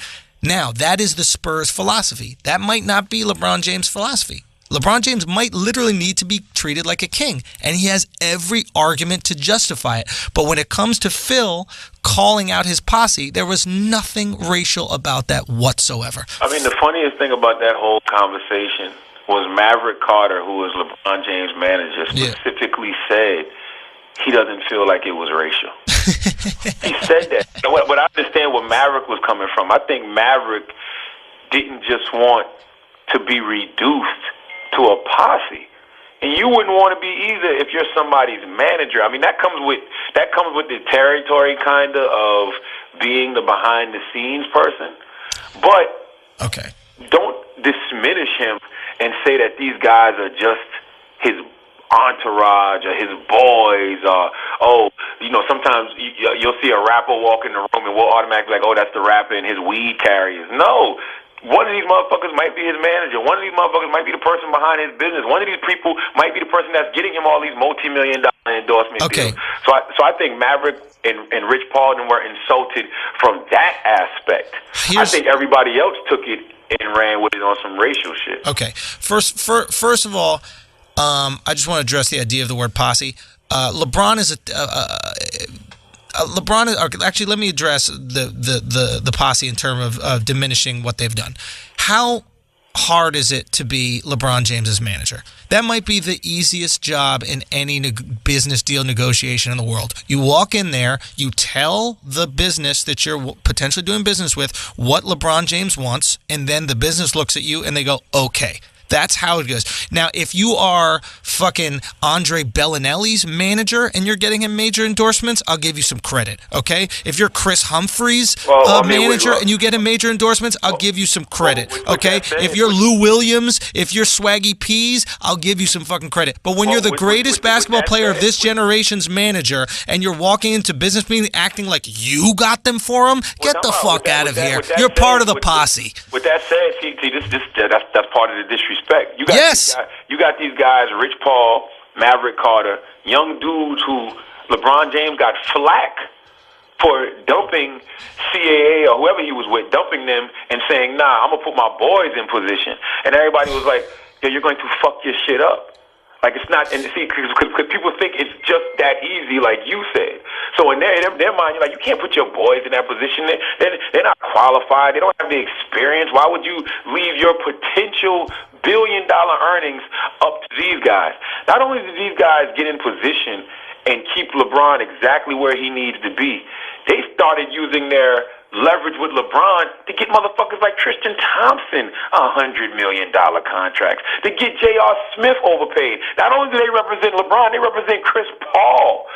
See, I understand totally how they feel about being disrespected when they're being called part of the posse, because nobody wants to just be dismissed as part of the posse. If you was with diminished. If you walked in a room with Little Duval, right, and you and Little Duval come in a room, and it's you, Duval. What if somebody lumped you in with J-Ski and Kool-Aid? Dude, this happens all the time. Dude, when people are talking about the Brilliant Idiots, I get called your sidekick. When people are talking about the Brilliant Idiots, it's your podcast that I do it with. If you don't, even if you don't have a problem with it, I don't like it. Listen, I respect that you don't like it, and I appreciate it. But I understand. Look, it's not something that I'm upset about. It doesn't fucking really rub me the wrong way because I understand how famous you are, Charlamagne. I understand what you bring to the table. I would be naive and I'd be ignorant to not understand how huge you are in this business. Now, I know. And by the way, Phil wouldn't like that. But it's happened to Phil his whole life. Phil's constantly been said, he wasn't the greatest coach. Anybody'd be good if they had Jordan and Pippen. He wasn't the greatest. Anybody'd be good if he had Kobe and Shaq. They always do that to Phil. And I bet you that offends him. I bet you it doesn't, because I bet you Phil knows how good he is. And I'll be honest, I'm not really that bothered when people say that about this show, because I know what I bring to this show, and I'm confident in what I bring to this show. Listen, we're gonna see if it offends Phil when they tie his legacy to the goddamn Knicks, which is so funny. This motherfucker got 10 rings, but they're like, fuck that. If you can't turn the Knicks around, you ain't shit, and you ain't never been shit, and it was all about Jordan, Pippen, and Rodman, and Kobe, and Shaq. That's the only reason you got those 10 motherfucking rings, because you couldn't do shit with the Knicks. Let's see how he flips it. The Knicks is his posse, okay? Let's see how Phil tries to flip it when they tie his legacy to that. I think the posse comments were taken totally out of context. And honestly, I don't even think Phil meant it in an offensive way. I think Phil is 80 years old. Yes. And he grew up in an era where that's where young black men used to refer to their crews as posse. No, yes. That's not it. He grew up in an era where a posse was a bunch of people a sheriff wrangled together in a Wild West movie to go get the bad guys. Yeah, that's what a posse was to him.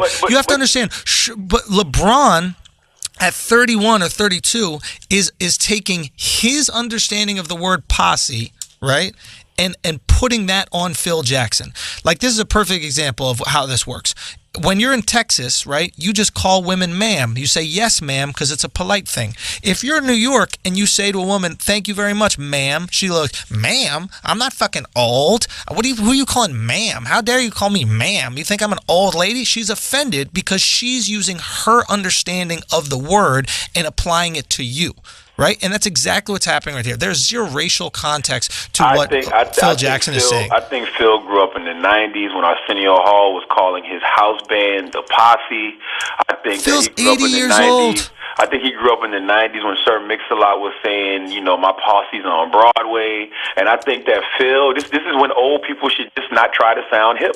I really think Phil was reading Zen books and meditating during the Arsenio Hall show. He wasn't watching that shit. And Listen, to call Phil's racist is absurd. Phil roomed with fucking Clive Frazier in the 70s.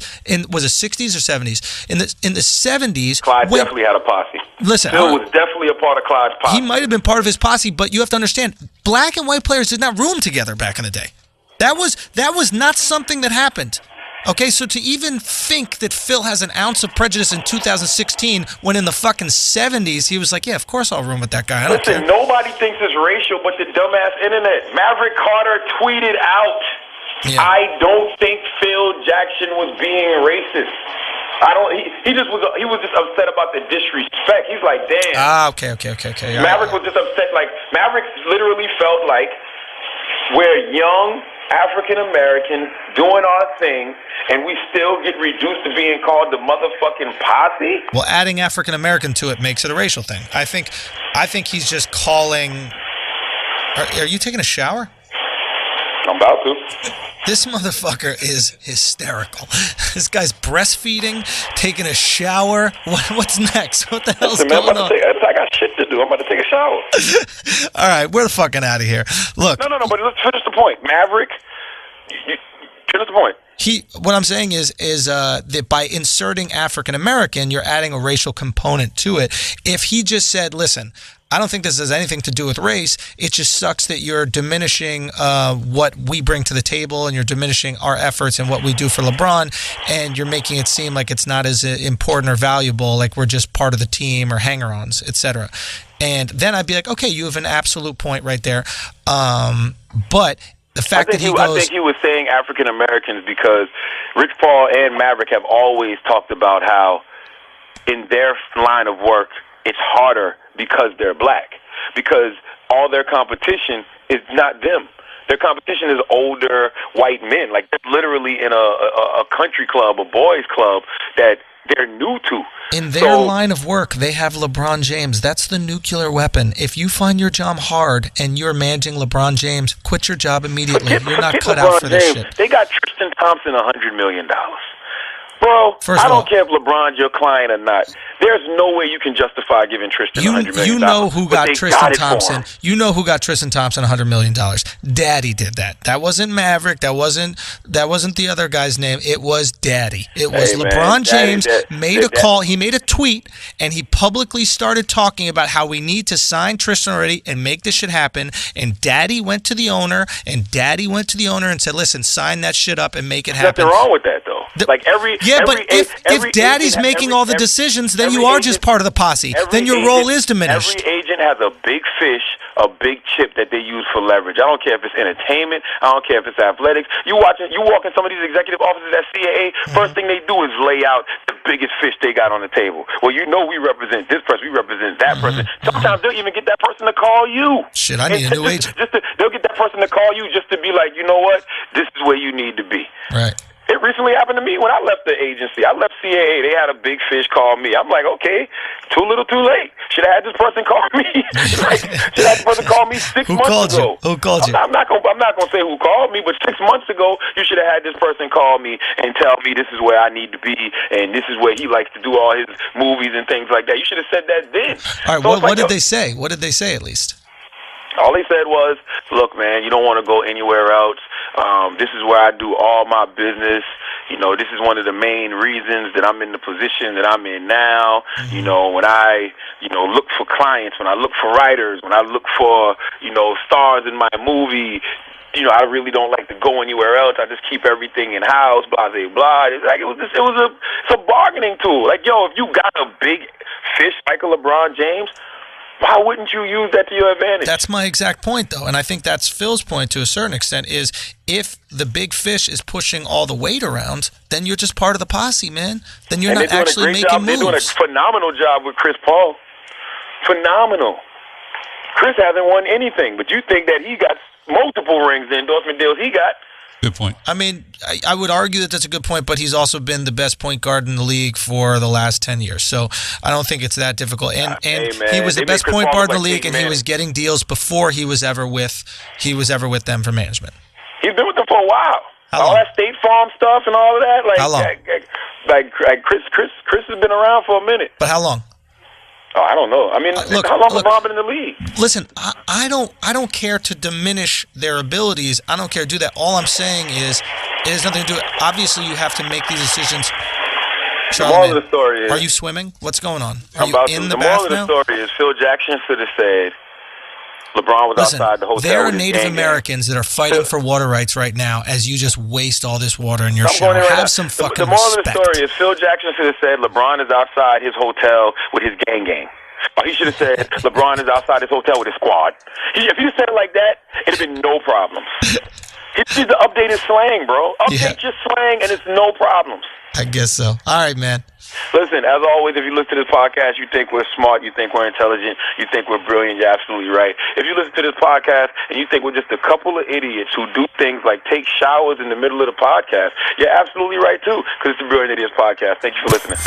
Thanks again to Viceland for supporting this week's episode of Brilliant Idiots. Late night TV just got darker, okay? Jesus, Nice. And the kid Mero, you may know them as the Bodega Boys, have landed their own late-night TV show on Viceland, a TV channel from Vice. It's called Desus and Mero. It's weeknights at 11 p.m., Monday through Thursday, all right? No more white guys named Jimmy, no A-list celebrities selling their new movie, no scripted jokes, no band, just two guys from the Bronx giving you their takes on culture, politics, sports, entertainment, and other subjects they don't know anything about. Watch Desus and Mero on TV on Viceland every Monday through Thursday at 11 p.m. Go to Viceland.com to find your channel and check out some free episodes.